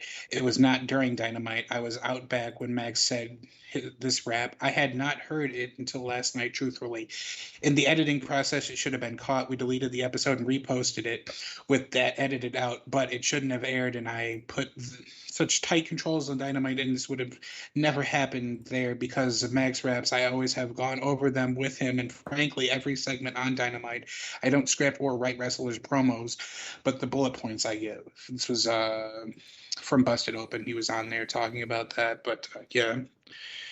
I don't know, just like between this and between the whole Dominoes thing, I was like, I wish people would just shut the fuck up for a while. Like, stop trying to get people removed because you don't like them, and stop trying to get media and art censored and removed because it offends your sensibilities. You do not get to police what I watch at my home, and I would not try to police what you watch at your home. Grow the fuck up. And I say this as somebody who votes Democrat. I would just like to remind everybody. By the way, Matt Cardona, formerly Zack Ryder, eating Dominoes and tweeting it. Beautiful. Mm-hmm. Fucking beautiful heel shit, my man. Loving it. He's killing it. He's I think he was on an episode of something recently. I think maybe Oral Sessions or Chris Van Vliet or something like that. He's on one of these interview shows. I had meant to check it out. I'm going to do that at some point this week. I'd like to be on some Oral Sessions myself. Mm-hmm. Well, that was another point that they had mentioned, was like well, you know, they were talking about like kind of some of the things that Max Caster had said in raps before. He mentioned that he wanted, like, he was wrestling Moxley in like a tag match or whatever. He had mentioned wanting to have some World Sessions, just shit like that. And it's like, it's not an issue until now. Like, he's referenced so many things. He referenced, you know, like nobody was up in arms when he mentioned like Biden falling down or whatever. He's mentioned a bunch of different controversial things, but just this one thing, this 1 week has just gotten everybody so up in arms. It's a little bit ridiculous. Well, kind of reference rape. Well, yes, as we have gone ahead and said, we take the controversial opinion of being anti. We are against rape here, but yeah, I think I'm everyone. I honestly, personally, don't know anyone pro rape. Yes, it is at the very least impolite. Yeah. Okay, let's leave it at that. I don't know anyone or would want to know anyone pro. Let's move on. I mean, he wasn't condoning that. It was, you know, a line that he said because he knew it would be offensive, and it was a little bit of a joke. Like, in poor taste, potentially, yes, but does he need to lose his job over it? No. No. I really don't think so either. I don't think so either. I think they should just leave it alone. Tell him, look, tame him, you know, kind of cut him down, tame him down a little bit. But which, mind you, Tony Khan has not said anything of him being in trouble. No. So that's just a lot of people that are calling for the guillotine, but it has not fallen at all. Yeah, and just the fact that Tony Khan is like even bringing it up, knows, you know, just showing he's aware of it is enough for most people. Yeah. So, speaking though of AEW Smark, they have filed for a strange trademark, sir. Indeed. I had heard about this, but go ahead and enlighten everybody. King of Hearts. Yes. Obviously, Owen Hart's old trademark. It looks like they've definitely filed for the trademark, but Martha Hart has shown some interest in working with AEW on doing something. So this may be why they're doing it. We don't know right now, but she's definitely shown interest in working with AEW. So I guess we'll find out what's going on, but it's just, I mean, they've trademarked it. It's already ready to go. It was July 28th when they started it. The database picked it up on the 31st of July. And it's for, once again, I'm not reading it. You guys have heard me read this all the time. Everything from educational purposes to entertainment purposes. Everything in between and above and below. Mm-hmm. So, what do you think about Martha Hart possibly jumping in and working with AEW and working with Cody Rhodes and everyone? It's, again, she has said she is, open to working with Cody and AEW. So, what do you think, man? I mean, it's sort of odd, really, because it's like, I don't know, just the idea of like he never worked for them, obviously. It's a company that's still in its infancy. He had never been there, so I don't really like understand or necessarily get why they would want to have this relationship, I guess. The kind of idea of like who wants to buy an AEW Owen Hart shirt? That just seems kind of odd. You know what I mean? Like I don't necessarily get it. I find it to be a little bit peculiar, but I don't know what necessarily their intent is. So if this does indeed happen, they do end up reaching some kind of a business arrangement. I would have to wait to see what comes of it before I, judge. But just on its face right now, as what it is, it just seems a little bit peculiar. My feeling of what they're trying to do here, Martha Hart did start selling merchandise with that logo on it. I would say that they would start being kind of a distributor for her merchandise, number one. And they would also get video game rights to Owen Hart, dude. Yeah, I guess. I mean, that's something. But it's still just a little weird. It is. It would be a little weird knowing that, but they would have him. And I think that's probably what they're thinking. Video game rights. They do have this video game coming out. Imagine if Owen Hart was a downloadable character for the game, a DLC. Mm-hmm. That'd be pretty cool, man. That would, you charge a little for it. Kind of reminds me of, there was back in the day for PlayStation, there's a game called WCW versus the World. Mm-hmm.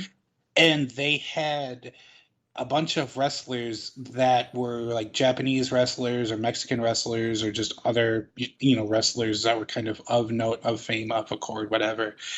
They didn't call them their actual names, but they still used their image, which was a little bit weird because you had like a Sabu, Mm-hmm. you had like Liger, but they weren't called Sabu, they weren't called Liger. It was very weird. Like it's a fun game to play, and it's kind of cool to go back and to see these characters in a WCW game. But at the same time, it was just sort of odd because you just made up these characters that are based on real people and then put them on the game. It was a little bit odd. Yeah, well, with this, they'd be able to use the complete Owen Hart character, the moniker, the merchandise. And again, I know it's a little weird, but Martha has said there's no way she wants to do anything with WWE. She just doesn't want to do it. I don't blame her. She has every right to feel the way she feels about them. Absolutely. If she wants to join with another company and let them sell her merchandise, let them put her former husband in a video game or whatever they want to do, that's fine. That's up to her. It's not up to me. And as weird as it may be, it's something that they're trying to do. And if they get it, they get it. This would be, I got to tell you, if Vince fights this, he looks like shit. Oh, absolutely. If he doesn't fight it, he looks like shit. Yeah, I guess. They've really got him in a rock and a hard place here. You either just fucking tap out and say, yeah, fucking have it, or fight it and look like a fucking dickhead. A complete piece of shit who's fighting for a name of a man that a lot of people tend to think you killed. Yeah. One of them might be on this call. So we'll leave it at that. What else you got on that, if anything? Yeah, no, I think that about covers it. All right. We got a few more things here we're gonna get into, and I guess we'll get into a little bit of. I didn't watch very much Raw, and I didn't watch NXT, and I gotta tell you what, it's not bothering me that I'm not missing these shows. I gotta tell you, it's not. But you know what? We'll end with this one. That'll be more fun to end with. To keep with an AEW, just a little rumor. Nothing really set in stone. No one knows really what's going on. Ruby Riott did put out a picture now, Ruby Soho, of her with a new look, kind of short orange hair, looking hot. My God, I like this woman. Not bad. Not bad at all. But they're saying she is definitely, not definitely, but she has been contacted by AEW, looking like she is probably going to be going there. I got to tell you, I'd be very happy to see her over there. WWE just didn't know what to do with her or her character. I really think when they brought Rhea Ripley up, they thought they had a better Ruby Riott. Mm-hmm. I hate to put it that way, and I hate to sound like WWE would be so shallow in their thinking, but can you see it? It's weird because they did a weird, just going to keep throwing the word weird in there. They did an odd sort of pivot because for a minute there, they had amassed a collection of women who kind of looked like that. Mm-hmm. Like she was the first, no bones about it. She was the first one to have, like the tattoos and the piercings and the dyed hair and that kind of thing. But then it became, they had Rhea Ripley started taking on that look more and more. God, I don't know what's wrong with my words today. Vocabulary, not for everybody. They signed Shotzi. There we go. Blackheart. She has that kind of look. Like there's been a couple of different people that they have on the roster that sort of fit that criteria. And I don't know if they just decided that like she was the best amongst them, Ruby or Rhea Ripley, that is. And they just decided to stop using the other ones because, like, we haven't really seen any of Shotzi on SmackDown since they debuted. Right. But, they got rid of Ruby. They haven't been using Shotzi. There's all kinds of, just other people that have had that look, they've sort of soured on. Like, even, it's sort of a weird parallel, but, like, even Bray has all those tattoos and shit, and they got rid of him. So it's just, like, for whatever reason, that sort of look of, the kind of alternative horror punk type of look, I guess they've soured on. I don't know what their deal is. Yeah, it seems like they are. You're right. It does seem like they are, unless you're a certain look that they like. Like the, you mentioned Shotzi Blackheart, Rhea Ripley, obviously. But Rhea Ripley's a little more, Ruby was a little more punk. Rhea's way more goth. Yeah. There is a difference, whether you believe it or not. But still, I think, again, it's just the look, the tattoo, the this or that. Maybe they just thought Shotzi was a better Ruby, and I didn't even think of that, but you're right. Maybe they thought Shotzi was better, or maybe they thought Rhea was better. It just seems like they thought someone was better than her, but I think she's going to be a great pickup for wherever she goes. And I got a feeling she's way, way far from done. So glad to see her wherever she goes, to be honest with you. Yeah, she has a fan base, and she's a good wrestler. So she's not going to have any problem, if she does indeed end up going to AEW, kind of catching on there. She'll be just fine. Yeah, absolutely. Let's see. Let's go to this right here. Ronda Rousey's Mark. Mm-hmm. Not known for being, how do we say, politically correct all the time. Sometimes can be a little abrasive. I was going to go with likable, but synonyms. Oh, I like her. I do. I do. I like Ronda Rousey. She kind of chimed in on the Bray Wyatt thing, which again we did talk about on YouTube. So go over to our youtube.com/dirtsheetdudes. Check us out, and we did talk about this over there. But Ronda Rousey chimed in, and to quote, she said this exactly on Twitter. I've seen you same fans, she put that in quotes, chanting, "We want Wyatt" last night, chanting, "We want beach balls" over at WWE Bray Wyatt performing.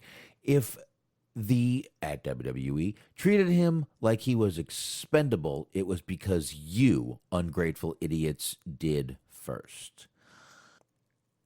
Go ahead, Smark. Well, there's no need for name calling, just right off the bat.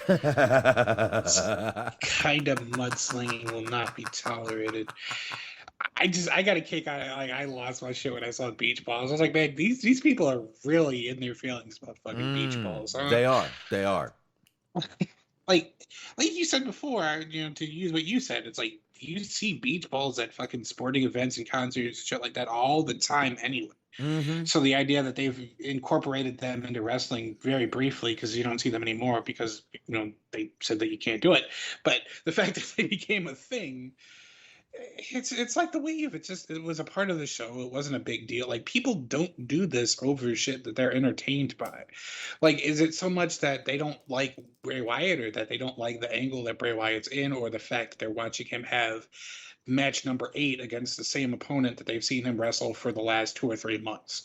Like, the fact that this company just keeps doing repetitive, redundant shit over and over and over and over again is more of a reason for people checking out than what they actually think of the performance that they're giving this trash to. And let's face it, they were chanting, "We want beach balls," because we knew Bray wasn't winning back then. We knew. Mm-hmm. We knew what was going to happen back then. They were booking him like absolute shit, and we all knew it. They were booking him like they didn't know what to do with him, like they did the whole fucking time. And I still say the fact that they didn't bring her back in the Thunderdome, I don't care if she was pregnant. I would have brought her back fucking pregnant to come in there and shit on the fucking Thunderdome crowd. Tell everyone how she despises crowds, how this is the best thing that they could ever do for the fucking company, and how live crowds are poison. Anyway, I would have brought her in to cut that promo. I would have even I would have had her cut that promo from the fucking, just a pre-tape. Mm-hmm. I would have had her do that, because when you brought her back with fans, she could have literally been the biggest heel you had in the company for female athletes. Right. Really could have been. They made a huge mistake with her. She hates the fans, dude. She hates them. Ever since they booed her when Charlotte was beating the shit out of her, and they were trying to get a sympathetic fucking reaction, but the fans booed her. Right. And ever since then, she has despised the fans. She hates I don't know. I was kind of always of the feeling that it was just part of her role as a heel character, but now the fact that we're so far removed from her being used by them, and it doesn't seem like there's any use for her potentially on the horizon. There hasn't really been any rumors or anything like that. Maybe, like you said, maybe she actually did feel some kind of way about being treated like that. Like, she's definitely a very prideful person, and that was sort of what kind of fueled her fire when she was competing in MMA, was just sort of, bulletin board material, as they say in sports, of anybody who doubts you or questions you or disapproves of you, using whatever you can to prove them wrong or to use it against them, that kind of thing. And she turned on those fans too when they booed her after the Holly Holm loss. Sure. So, dude, I just think she's not the fan-friendly girl everyone thinks she is. She is when they love her, But man, when they don't like something she does, she just can't handle it. She just can't handle it. But I disagree with her here. Again, we were not chanting, "We want beach balls," because we didn't like Bray Wyatt. We loved the character. We did not like the way he was being booked. We were not chanting beach balls because we hated the person. We were chanting, "We want beach balls," because we hated the way the company was booking him. And she can't, like, distinguish one from the other. Right. Which is a little scary in itself. She might need some therapy is all I'm saying, Smart. Well, and I think some of that is part of the ideology that they feed them. That people that say anything online are just being negative, even if they're complaining about how you're being used. It suddenly becomes not that they're upset with how you're used, but they're upset with you and they don't like you. Like I've seen or I've read, wrestlers talk about this, and it's like, no, we don't hate you. We hated how you were being used. We wanted to see better shit for you because we liked you. There's a big difference. Because complaining is not conversation, right? That's right. TM. Mm-hmm. Oh, exactly. It will be soon. It will be soon. But which now I'm actually pretty bummed out because in relation to that, I was going to say cue the eating good in the neighborhood sting. But now that old Natty's gotten herself injured, we're probably not going to be able to use that too much anymore, and that makes me sad. Oh, don't worry. They might even put her in another one now. They don't have to show her leg for anything. They could put her under a table, have her do a bunch more commercials for the old Applebee's riblets commercials. I like to see some riblets. I love their riblets. I do like their riblets, I must say. Check out the new wheelchair accessible Applebee's coming to Yep. strip mall near you. Might see it. You never know. But disagree a little bit with Ronda here, again, for the reasons I said. But again, we weren't shitting on the guy. We were shitting on the booking. Mm-hmm. See the difference, woman. That sounded way worse than you intended it to. See the difference.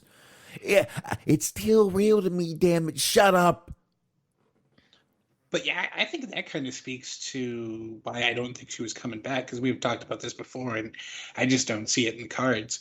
And I think that's part of the reason is, like, even though most people in the company, and even though I feel like they kind of foster that environment, have some form of contempt for the fans, you don't see it quite that viscerally when amongst people that are on their roster. And I don't think that having her aboard and having her say these things, pissing off your supposed fan base, the people that are giving you money, is how you really want to go about things. No, and by the way, Ronda Rousey could literally whip my ass in seconds, and that makes her extremely hot. Yeah, part of that would be fun. I just want to lay that out there. She's extremely hot just because she can whip my ass. I really feel that. So I wasn't shitting on her at all. I liked her the whole time she was in WWE. I wish she would come back, to be honest with you. And I wish she would come back as a heel and shit on the fans and shit on the fans and shit on the fans. That's what I want her to do. And if she does, fine. I still think they made a mistake not at least having her cut some promos on how great Thunderdome was without actual fans in the arena. Which, again, was part of what they did wrong, because part of her whole thing when she was in UFC was that she wasn't necessarily a heel in the sense that you see like a Conor McGregor is. Mm-hmm. But she was brash, she was arrogant, she talked shit, and she didn't care.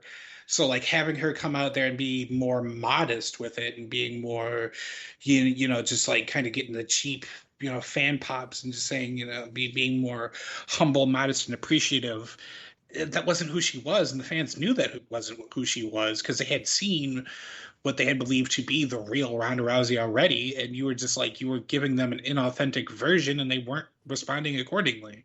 Right. Exactly. So, all right. Enough of Ronda. If she comes back, great.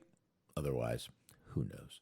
All right. Let's see here, Smark. We got a couple of little things here, and to be honest, again, I didn't really see much of Raw. I saw some of it, but not much. So not going to talk a lot about it. NXT, I didn't see any of, but there was a couple of things on NXT Smark that made a little bit of news. The first thing, I'm just going to just pop this out there. In the angle with Samoa Joe and Karrion Kross last night, Samoa Joe tapped out or choked out a larger gentleman who happened to be Rick Steiner's son. Yeah, Bronson Reichsteiner. Oh, such a scary name for a guy like me. You picture him teaming with Brock. Boy, all they have to do is put this guy, just have him in a fucking dark room, raping Michael Cole, and just, wow. Did you get that reference? Okay. I did get that reference. I was just sort of holding on to the idea of whether or not I should suggest putting him, Brock, and fucking Dexter Lumis in a stable. Wow, did we just shit on? Well, no, we didn't shit on Max Caster for making a rape joke that bad. But anyway, no, see, it's the little. That's a good point. That's insightful as always. But the law of rape jokes is that it's acceptable if it's a guy. Like if it's a butthole that is being penetrated, it's perfectly fine. Man on man rape is okay as long as it's on wrestling. Well, I mean, the whole wrestling as a whole is just, sometimes questionable as it is. You got oiled up men rolling up on top of each other, Anyway, that was Rick Steiner's son. Let's just, again, I wanted to throw that out there real quick. But I guess one last thing, before we go to the fun thing, that the last thing we can get into in the news world there is the Adam Cole thing, Smark. Yeah. Go ahead with that. The other stuff I save for Friday. Sure, yeah, there's a couple of things you can talk about on Friday. It's probably going to be slow anyway, but I say that and I jinx this. Anyways, this is coming from MSN.com. Never heard of him, but we'll trust him. Over the weekend, it emerged that Adam Cole's contract with WWE had actually expired after the NXT Great American Bash show on July 6th. Per reports, the former NXT champion agreed to a short-term deal that would see him work through SummerSlam, allowing him to finish his blood feud with former stablemate Kyle O'Reilly. The initial reports stated that Cole would be waiting until later on this month after NXT TakeOver 36 on August 22nd to decide on his future, and WWE seemingly very accepting of this. While a report emerged noting that Cole had rejected multiple WWE offers this week, a report from the reliable Sean, they added that to this is part of the article. It's kind of editorializing. Anyways, a report from the reliable Sean Ross Sapp notes that Cole has not been offered a long-term WWE deal.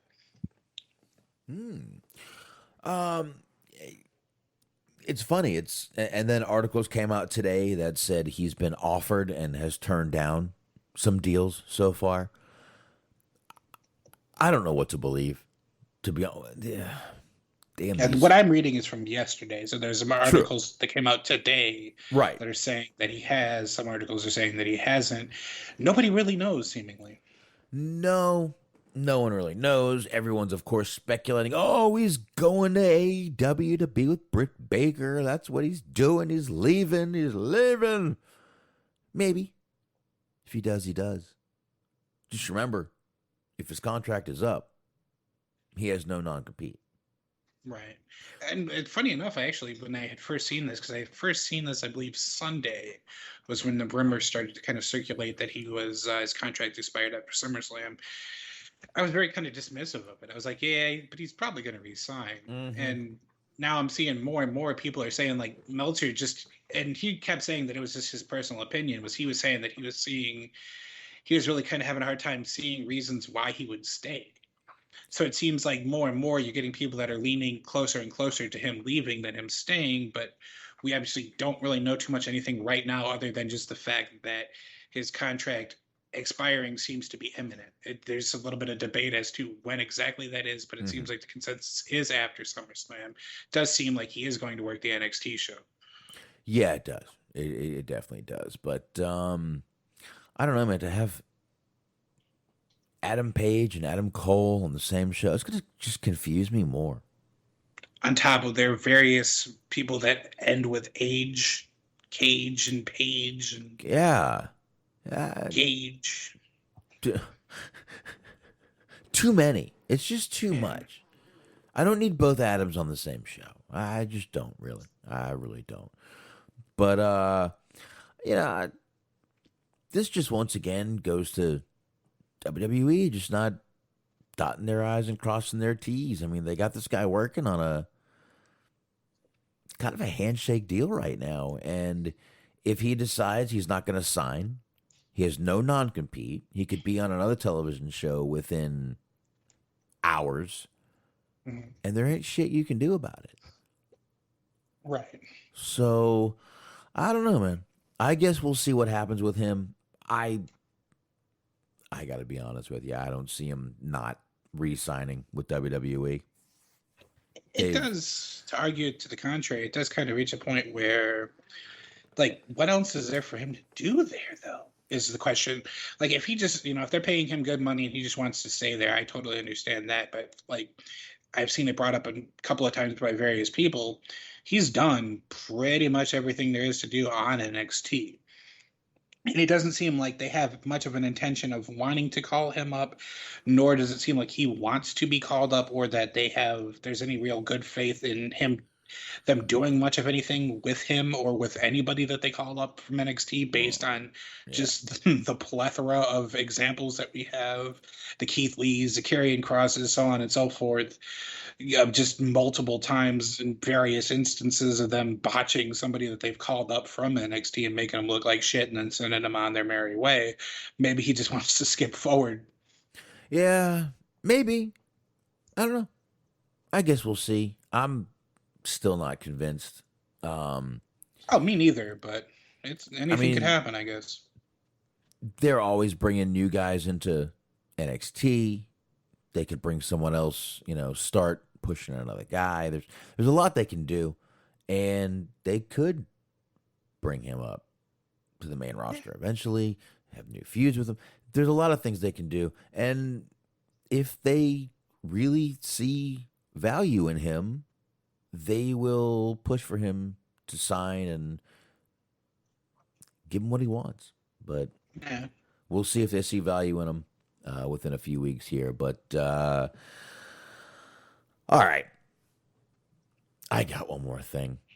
I believe it was last week where I talked about WWE scouting for SummerSlam, not hosts, but announcers. Ryback decided to jump in and join the contest.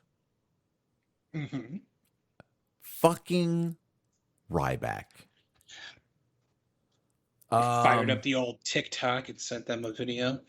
The guy who has shit on this company to all ends decided to enter, and I got to admit, I haven't heard this video, but it's got to get played. So, yep, me neither. Both going into this blind, but I'm kind of excited. Here we go. Let's get this going. The following contest is scheduled for one fall. Making his way to the ring first, accompanied by Oswald Cobblepot, a.k.a. Fat Schmuck. He is the head of the table, the tribal chief, Roman Reigns. And his opponent. You can't see him, but China certainly can. John Cena! All right, first of all, calling Paul Heyman a fat schmuck, not a good idea. I mean, to further that point, Oswald Cobblepot is the name of the Penguin. So he was calling him the Penguin from Batman. True. Which is funny, but I don't see it doing him any favors. No, not at all. Then getting political with the China stuff. with John Cena. I don't think this is going to get him anywhere. I think the guy is losing his mind. I think he's lost a screw or two. And I am going to recommend, I'm not a doctor or a therapist, I think he needs therapy. You're putting me in an unenviable position, because you're putting me in a position to, for the first time and for what I imagine is going to be the last time, defend Ryback.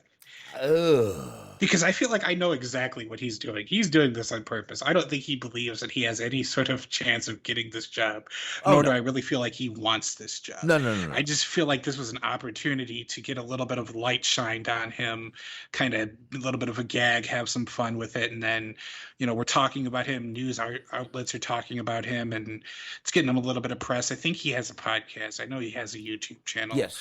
Just kind of getting some traffic his way, which, I mean, I hadn't thought about Ryback in about a month or two, so. I believe he hosts his podcast with the porn star Phoenix Marie. Mm-hmm. The big, large-breasted, large butt Phoenix Marie. So 2 people that love swallowing protein. I get you. In different ways. Yes, sir. Mm-hmm. Yes, sir. Yes, sir. Absolutely. I don't think he has. I know he's not doing this seriously, but the fact that he has to do it, and it's a little. He needs therapy.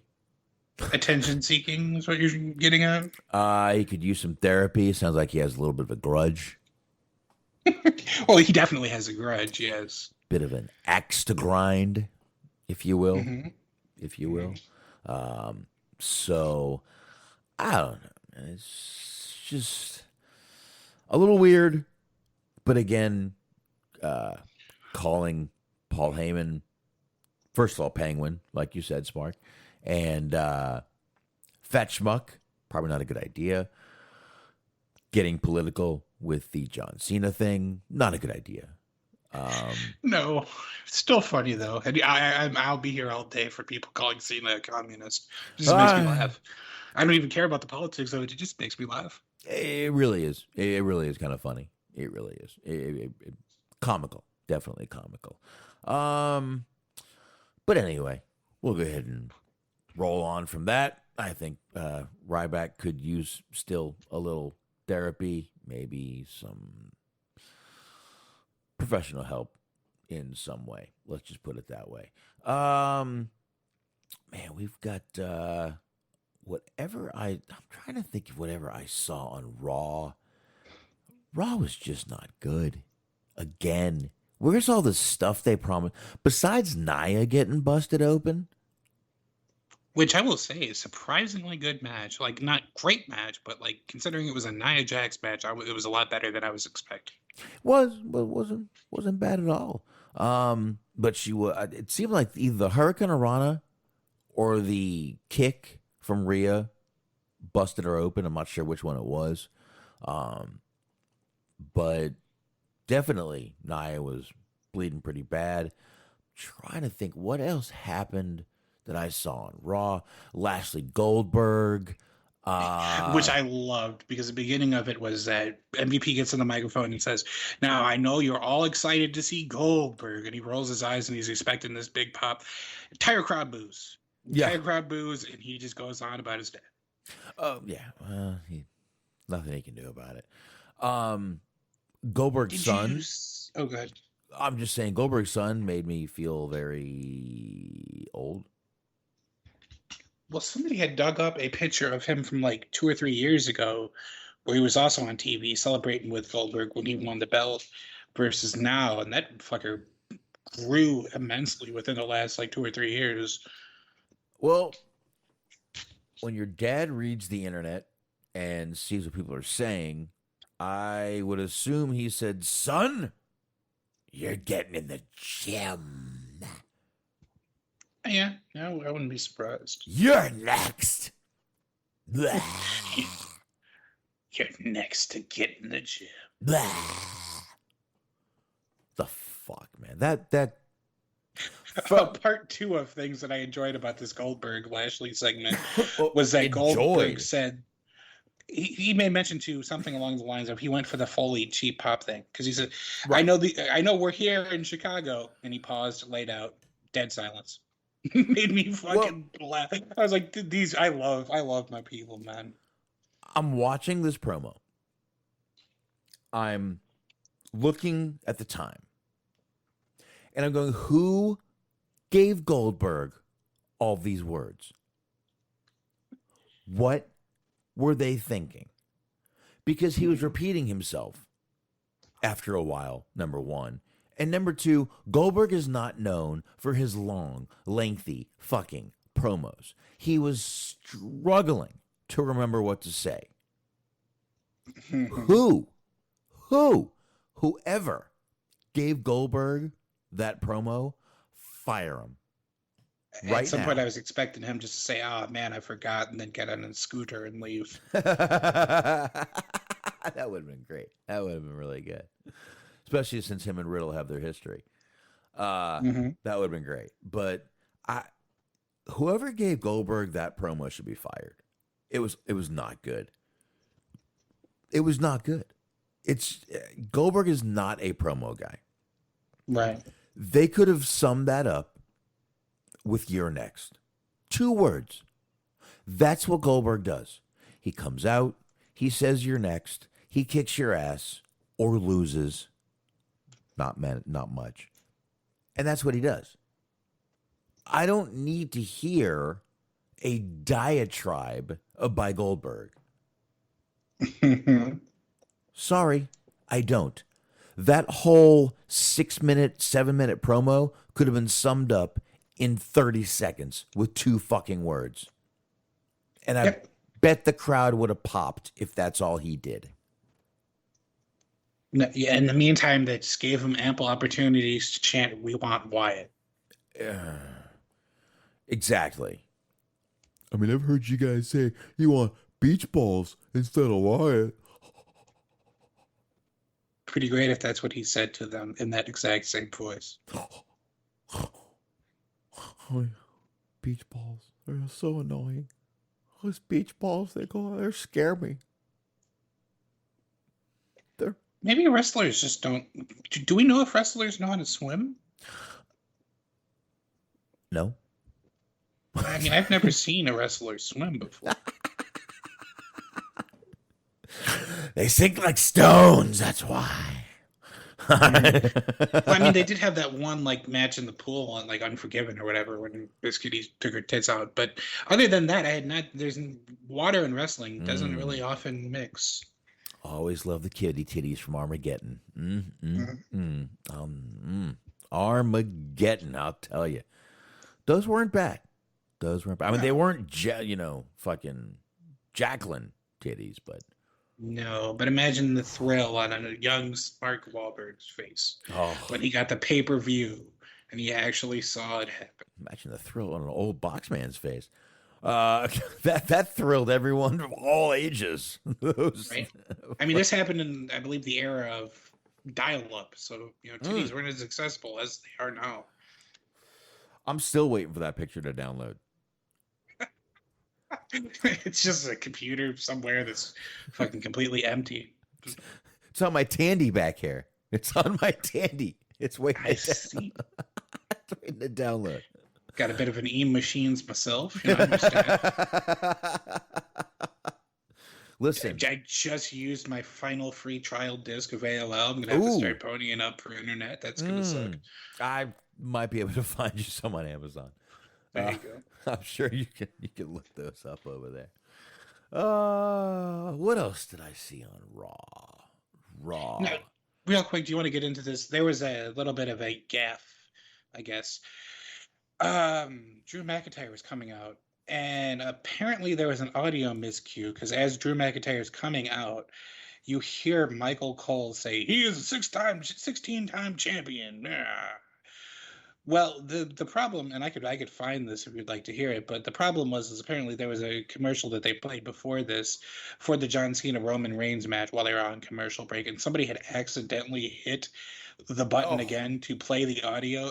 Well, this ended up leading to a bunch of people accusing them of like crowd sweetening and playing, trying to fucking mess with the fan audio. No. So that was pretty funny. First of all, how dare they? Mm-hmm. How dare you accuse WWE of that when we know they've done it before? All the time. Multiple time offenders, yes. Second of all, well, a little fucking screw up. Little screw up. Whatever. Human error. What are you going to do? Right. What are you going to do? This whole Drew thing with Jinder, Shanky, and Hanky. I don't even know the other guy's name anymore. All the fear. Yeah. There you go. Hanky. I'm going to call him Hanky. Shanky and Hanky. Vanky and Hanky. That's better. Abbott and Costello. That's right. How's that? Who's on first? I get you. What's on second? Well, who's on first? No. Who's on third? Then who's I on don't first? know.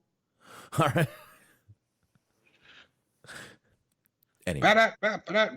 We'll be here all week. Try to reveal. No, I won't be. Probably the next half hour or so. Enjoy us while you can. Yeah, that's about it. But I'm just trying to think what else I saw on Raw. Not much more to get into. It just wasn't. I didn't make it through the whole show. This whole Nikki ASH, they won't call her fucking Nikki Ash, which annoys me more than I probably should, Smark. Well, because it seems like that they didn't realize their mistake until they had already wheeled out and used the name for a week or two, where it's just like all their brightest minds assembled together, and nobody was like, "Hey, this kind of sounds like ass," and then people started making that joke, and they were like, "Well, now we got to use acronyms. We got to start calling her Nikki ASH." Well, the other part of her, I would motorboat in a second. But now she's okay. I'm confused. Is she now a heel because Charlotte was out there cutting a promo in this horrible outfit she likes to wear, which she's worn more than once? She literally looks like a fucking 4x4 from Home Depot. Not a curve on her, just a fucking straight board. And suddenly, Nikki comes up and hits her with a chair. Is Nikki heel now? Well, she was using a weapon because they were putting over the fact that they were going to have a street fight, which they had already announced. So they announced the match, and then they set up a segment to make the match retroactively, which was weird. But attacking your opponent from behind with a chair is a heel move. Mm-hmm. Which was also kind of weird because I don't know if they edited it out or whatever because I was watching the Hulu version. Right. But Charlotte also mentioned Simone Biles, but then she just didn't really follow up on that thought. Because she was like, I could totally understand how she could have done what she did because, and then she just started talking about how she thought it was unfair that Nikki got to wrestle her, cash in on her. I was like, well, how does that, where's the parallel? I'm confused. Well, the parallel is mental health, and she's like, I'm going somewhere with this, follow me. And then I honestly thought, because this was before the Max Caster thing, right? Obviously, that happened yesterday. I was like, this is kind of ballsy. I like this. Like, if she's gonna cut a promo on how she actually has the mental fortitude, the dexterity, the tenacity, the whatever, the mental resolve to continue to be the best at her sport, and how she doesn't give up, and she's using that as heel heat. I'm like, that's actually pretty solid. But then she just completely veered off into another point, and never really connected the plot. Yeah, and Simone Biles did come back, do the balance beam, and did she win gold? I think she won gold. Don't know. I know she came back. Okay, and she did come back. Either way, she came back. So, whatever. Again, none of us know what the fucking Olympic pressure is like. I don't know. You don't know. Sure. You don't know. No one in the chat room knows, and any of our chat room Olympic No? Actually, I believe Dirk finished third in fencing in the Atlanta Olympics. Fencing. Mm-hmm. My son wanted to do that. I found out how expensive it was, and I said, "You need to find another fucking hobby." You make your own sword, so Yeah, save on the overhead. Hey, you ain't doing that. You ain't doing that shit. That shit is expensive with a capital E. Mm-hmm. Oh, dude, those. That's kind of another thing. Drew McIntyre almost like murdered a guy on television one day. He fucking pulled the sword on them. And like the one guy didn't get out of the ring. I forget which one was which. They're interchangeable to me, Veer or Shanky, but one of them didn't leave. So like he had to start like pointing it at him so that he would leave. Was it Shanky or Hanky? I don't remember. Nah, I don't either. But really, that's what I remember from Raw. I don't think I remember anything else that I give a shit about. Terrible lot left about that. Morrison had a good match. Yes. With Damian Priest, I believe it was. True. Very true. Very true. He did a fucking Samoan drop on the apron into the ring. I have never seen anything like that before. It's kind of wild. Because he like used his free hand to like hold the rope and then flip over. But he did like a Samoan drop from the apron into the ring. That was pretty cool. He's been busting his ass. He's been putting on some good matches. It's just... he's stuck because they're still fucking feuding Miz and Morrison versus Damian Priest, even though they showed that their first interaction was like 4 months ago. So this feud's been going on just perpetually now at this point, and it has no signs of stopping. But it was a good match. Yes, it will be in perpetuity. Mm-hmm. And then they completely ruined that because they had Sheamus come out and get involved, and then right after you had Priest and Morrison, they went to commercial, and then they had a tag match with both of them, and then Morrison lost again. So you jumped him out, made him job twice, made him wrestle twice. I wish that's one thing chief amongst them that I wish that they would stop, that they started doing during this whole pandemic era, is just booking people twice to wrestle on the same show. It's like, I don't want that. No one does. Nobody does, but they don't give a shit. They don't care what you want, Smart. Mm-hmm. Whatever you want, fuck you. NXT, Smark. I did not watch any NXT. I gotta tell you, the little Raw I'm watching, and the not having time right now to watch NXT, I'm not upset about it. All right, so I'll go ahead and give you just sort of the quick recap here. The first match was you had Legado del Fantasma versus Hit Row. You had Joaquin Wilde and Raul Mendoza. First time that I remember both of their names. Yay me. Versus Top Dollar and Ashanti the Adonis. It was a pretty good match. You had Top Dollar doing the heel, like he did the strongman thing. Adonis was doing the striking, and Fantasma was doing the high flying. It was a pretty good match, but it ended like kind of unexpectedly, kind of quickly. There was still some time that they could have let it draw out. But what was cool about it was that in a post-match attack, you had Santos Escobar take Swerve's grill. Like they held him down, he reached into his mouth, and they took the teeth, the grill portion of it out. And he was like holding it up like a prize. It was pretty cool, but then they had to ruin it because it's WWE. So immediately after Hit Row attacked them, so they kind of lost some of their heat from the initial post-match attack that they perpetrated against them. So that was what it was there. We kind of already mentioned that they furthered the Samoa Joe, Karrion Kross feud. You had Joe choke out Rick Steiner's son. That was interesting. Cameron Grimes, LA Knight had a match with Grizzled Young Veterans. Grizzled Young Veterans took the microphone pre-match to remind you that they are, in fact, Grizzled Young Veterans. Once again, decent match. I think Grizzled Young Veterans won. You had Trey Baxter, who is Blake Christian, the NXT Prospect Tournament. He ended up beating Joe Gacy. That was a pretty good match. They had this is great because the main event was the Love Her or Lose Her match. You had Johnny Gargano versus Dexter Lumis, which makes me laugh because this is a stipulation that always kind of pops me as the whole winner gets the girl thing.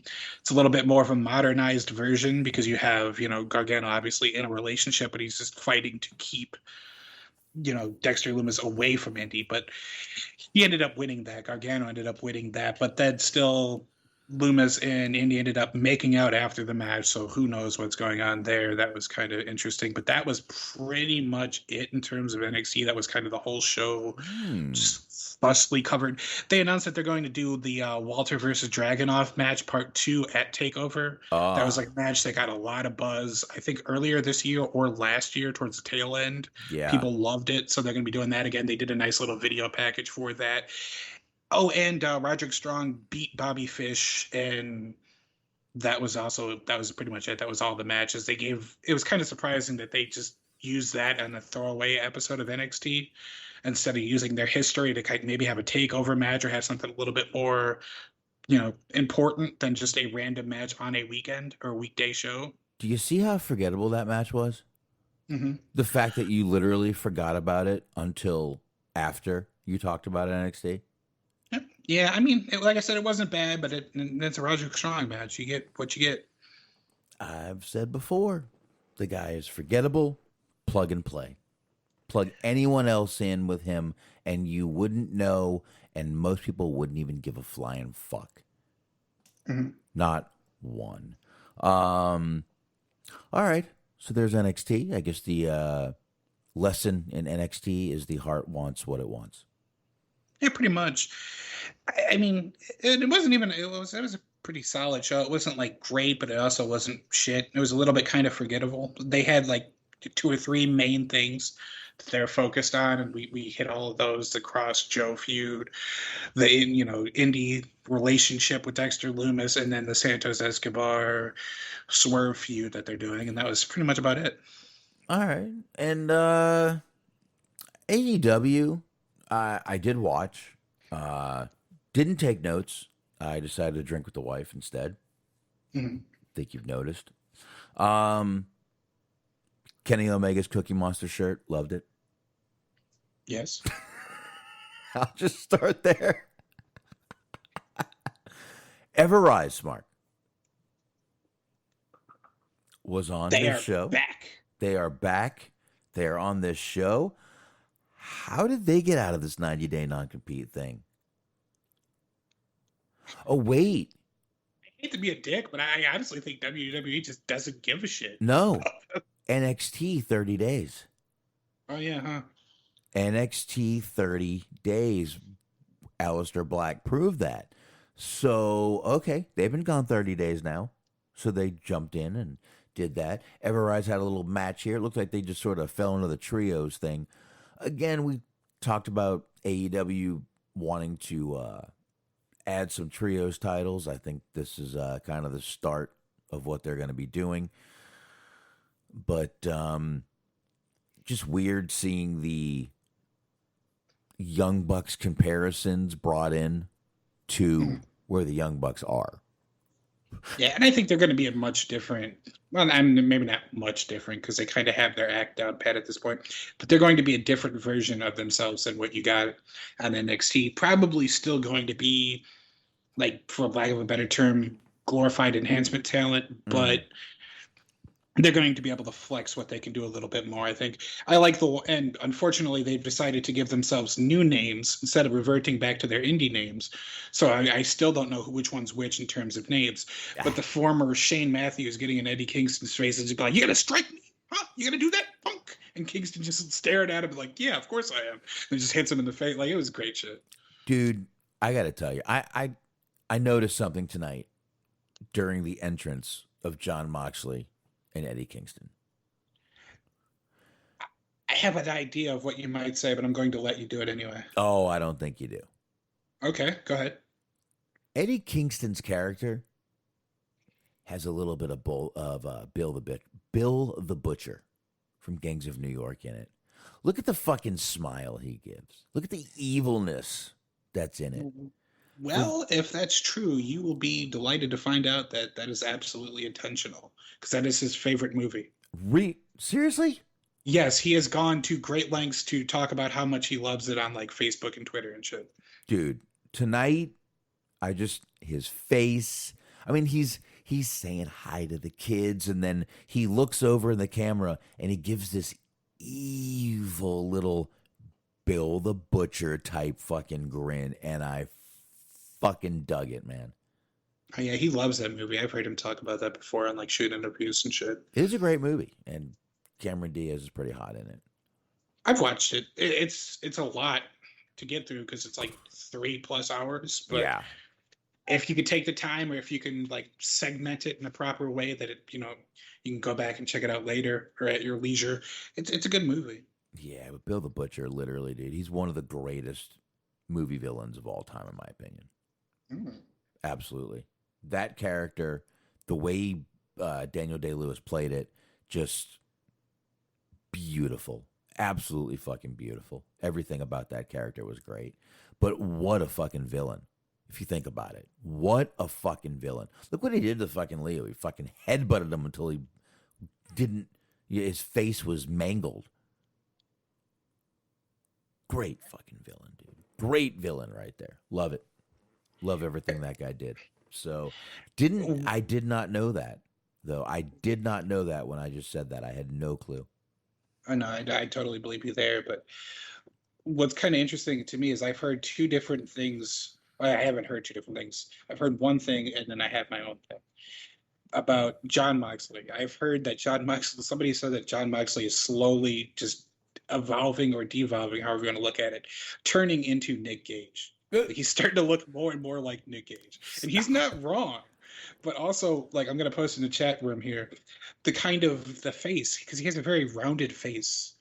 I'm not even saying that he's fat. I'm just saying that just the curvature of his face, based on the little, like, the beard that he's got going on right now and all that, he looks like, to me, like a claymation Christmas figure. Like, he looks like Yukon Cornelius to me. And I posted it in the Mixler, and I want people to click on it because I feel like I'm going to be right. Without the little handlebar mustache or mustache that goes all over the place.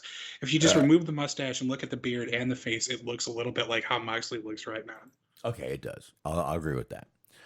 But, man, guy's got a newborn at home, man. He's fucking dying right now, I promise you. No, he looked a lot better than he looked like last week when we all said that he just looked like he had been day drinking all day. Well, which I don't blame him for at this point, but guy's got a newborn at home still, man. It's fucking rough for him. Trust me, those first couple years are a fucking nightmare, man. Oh, I believe you. So I ain't gonna shit on the guy for looking a little rough right now, to be honest with you. I can't do it. I've been there, man. I've been there. I don't even think rough necessarily. It's just he's transitioning into a new part of his life. We're starting to see dad mugs. Hey, we're starting to see dad vibes Fred Durst, man. What are you gonna do? That is such a wild look. What are you gonna do? Now, real quick, the only other one more match I remember on AEW, I've already forgotten most of it. The Britt Baker versus Layla Hirsch match. Bunny versus Layla Hirsch? Oh, Bunny. I'm sorry, not Britt Baker. Bunny. See, you really have forgotten. Oh my God. First of all, Bunny looked like a giant against Layla Hirsch. Layla Hirsch literally looked like a dwarf compared to her. Still didn't mess with the match. Layla Hirsch did win that match. I still like that girl, man. She just looks like she could fucking throw you around and kick your ass. With the I saw a sign that said Layla Hirsch on and Dynamite tonight, Layla Hirsch for Team Taz. That would be a good pairing, I think. That would be. I mean, she really is legit. I mean, they were talking about her career tonight, that she's actually a, amateur wrestler and shit. Did win some accomplishments in wrestling. So I don't know, man, but that was a really surprisingly good match. Again, their women's division is not great, but those two put on a great match tonight. I really thought listen, when you look at that match and you look at the match that, I got to tell you, that Jericho Juventud Guerrero match was not good. See, I mean, I don't have too much to say about the actual, from the beginning to the end as a whole, but I thought that the finish of the match was pretty cool. Jericho doing the top rope twisting Judas effect thing. He did a really good job of hitting that, I thought. Oh, that was, but the rest of the match, I mean, Hoovy was looking like he was in slow motion for some of the match, and Jericho was like forcing to sell some stuff. It just, some of the things just didn't look well to me. It's kind of, there's a little bit of a divide then, because I like Christopher King was saying that he thought Hoovy looked kind of like shit. I thought he looked all right. Dirk was saying he looked good. You're saying not so much. I'm not saying he looked bad. It wasn't like he was in bad shape, didn't come out there with a fucking gut, fat, or anything. Just saying he looked like he was a little bit out of practice, maybe a little bit of ring rust there. Might want to knock a little bit of that shit off before he came in there. Some of the stuff just didn't look good in the ring that he was doing. I believe there was one Hurricane Rana off the rope that Hoovy looked like he was doing it in slow motion, like fell down. It just didn't. Some of the stuff just did not look fucking good, in my opinion. Yeah, that's fair. Yeah, I thought it was cool that he was wearing the mask again. That was kind of nice. I mean, we all know what he looks like without the mask, but that was still sort of, you're building it on nostalgia anyway, so just to have him wear the mask again was kind of neat. Yeah, and I think Jericho trying to rip the mask off was another little nostalgia. If I remember, Jericho was the one who unmasked Hoovy once. Could be. I don't know one way or the other on that one. I think. Rather young at the time. I think he might have been one of them that either unmasked or ripped his mask off at one point. So it kind of told a little tale there, if that's what I'm thinking. But I mean, AEW wasn't a bad show. I really didn't think it was. There was some draggy moments in it. Sure. But not a bad show at all. Not sure if you got anything more to mention, Smark, on it. Maybe not AEW so much, but they also, Hubatude's gonna be doing a show for GCW soon too. They announced him. I forget what the August 28th show I believe he's gonna be on. So that's kind of interesting. I'm trying to think of. Jericho's next labor is Wardlow next week. And what was the stipulation? I gotta admit, my internet locked up. I also didn't catch that. I saw the post-match beatdown, and then he said that his next opponent was Wardlow. I don't know if he announced the stipulation. Maybe that's going to be next week. I guess we'll see. We will see. But I don't know, man. Honestly, man, I got nothing else unless you do on AEW, and that's all I got. I mean, who can forget Christian versus The Blade? Christian clearly outworked everybody in that match, as always. Main event. Cody Rhodes, Malachi Black. That was pretty good. Pretty good. But they and I didn't fall for it, even though every part of me wanted it to be true. You had Malachi Black win. He had like a little spin kick that he hit him with. I thought it was kind of cool that they're like having that be a finisher of him just straight up kicking somebody in the face and that being good enough to do it. Because you even had Jim Ross say, that's not going to be enough. And then immediately after there was a 3 count and he was genuinely surprised. But anyways, you have Cody Rhodes, and I wanted it to be true with all my heart, but I knew it wasn't going to be. He cuts this like tearful promo about how when he first got in, he wanted to make amends for them taking the belt off of Dusty, them screwing him, taking his belt. But then he ended up firing them. They didn't fire him, them being WWE, and you know how he started AEW and nobody believed in him and blah, blah, blah, blah, blah. So at the end of the promo, he takes his boots off. He heavily hinting that he's going to retire. And it's like, again, I wanted to believe it, but I knew it wasn't so like, as I'm starting to get hard, Malachi Black comes from behind with a crutch, takes Cody Rhodes out, beats him some more, takes his boot. So, if don't get your hopes up, Cody Rhodes not going to retire no matter how much I want him to. No, and it was a pretty cool little thing, but again, Cody had to make the whole moment about himself. Mm-hmm. Yes, he selflessly, there you go, put him over. He made him look good in the match, but then afterwards he cuts a career retrospective, and it's like, boy. Yeah, like I don't think anybody genuinely thought he was going to retire. No, like they were selling it on commentary, of course, but it's like, I didn't believe it, and I don't think a lot of people believed it. Yeah, and I know they went off the air with, Malachi sitting there standing over Cody, but Cody still took that moment and made it about himself. As always. And he still did. The moment was still about him. It wasn't about Malachi Black's win. it still didn't end up that way. And that's what I think people are bitching about with Cody. He just thinks he really just has this over bloated idea of what he really is. And sometimes I think he just goes to the well one too many times about like, I'm just doing this for my dad. I love my dad. You know, like all this shit.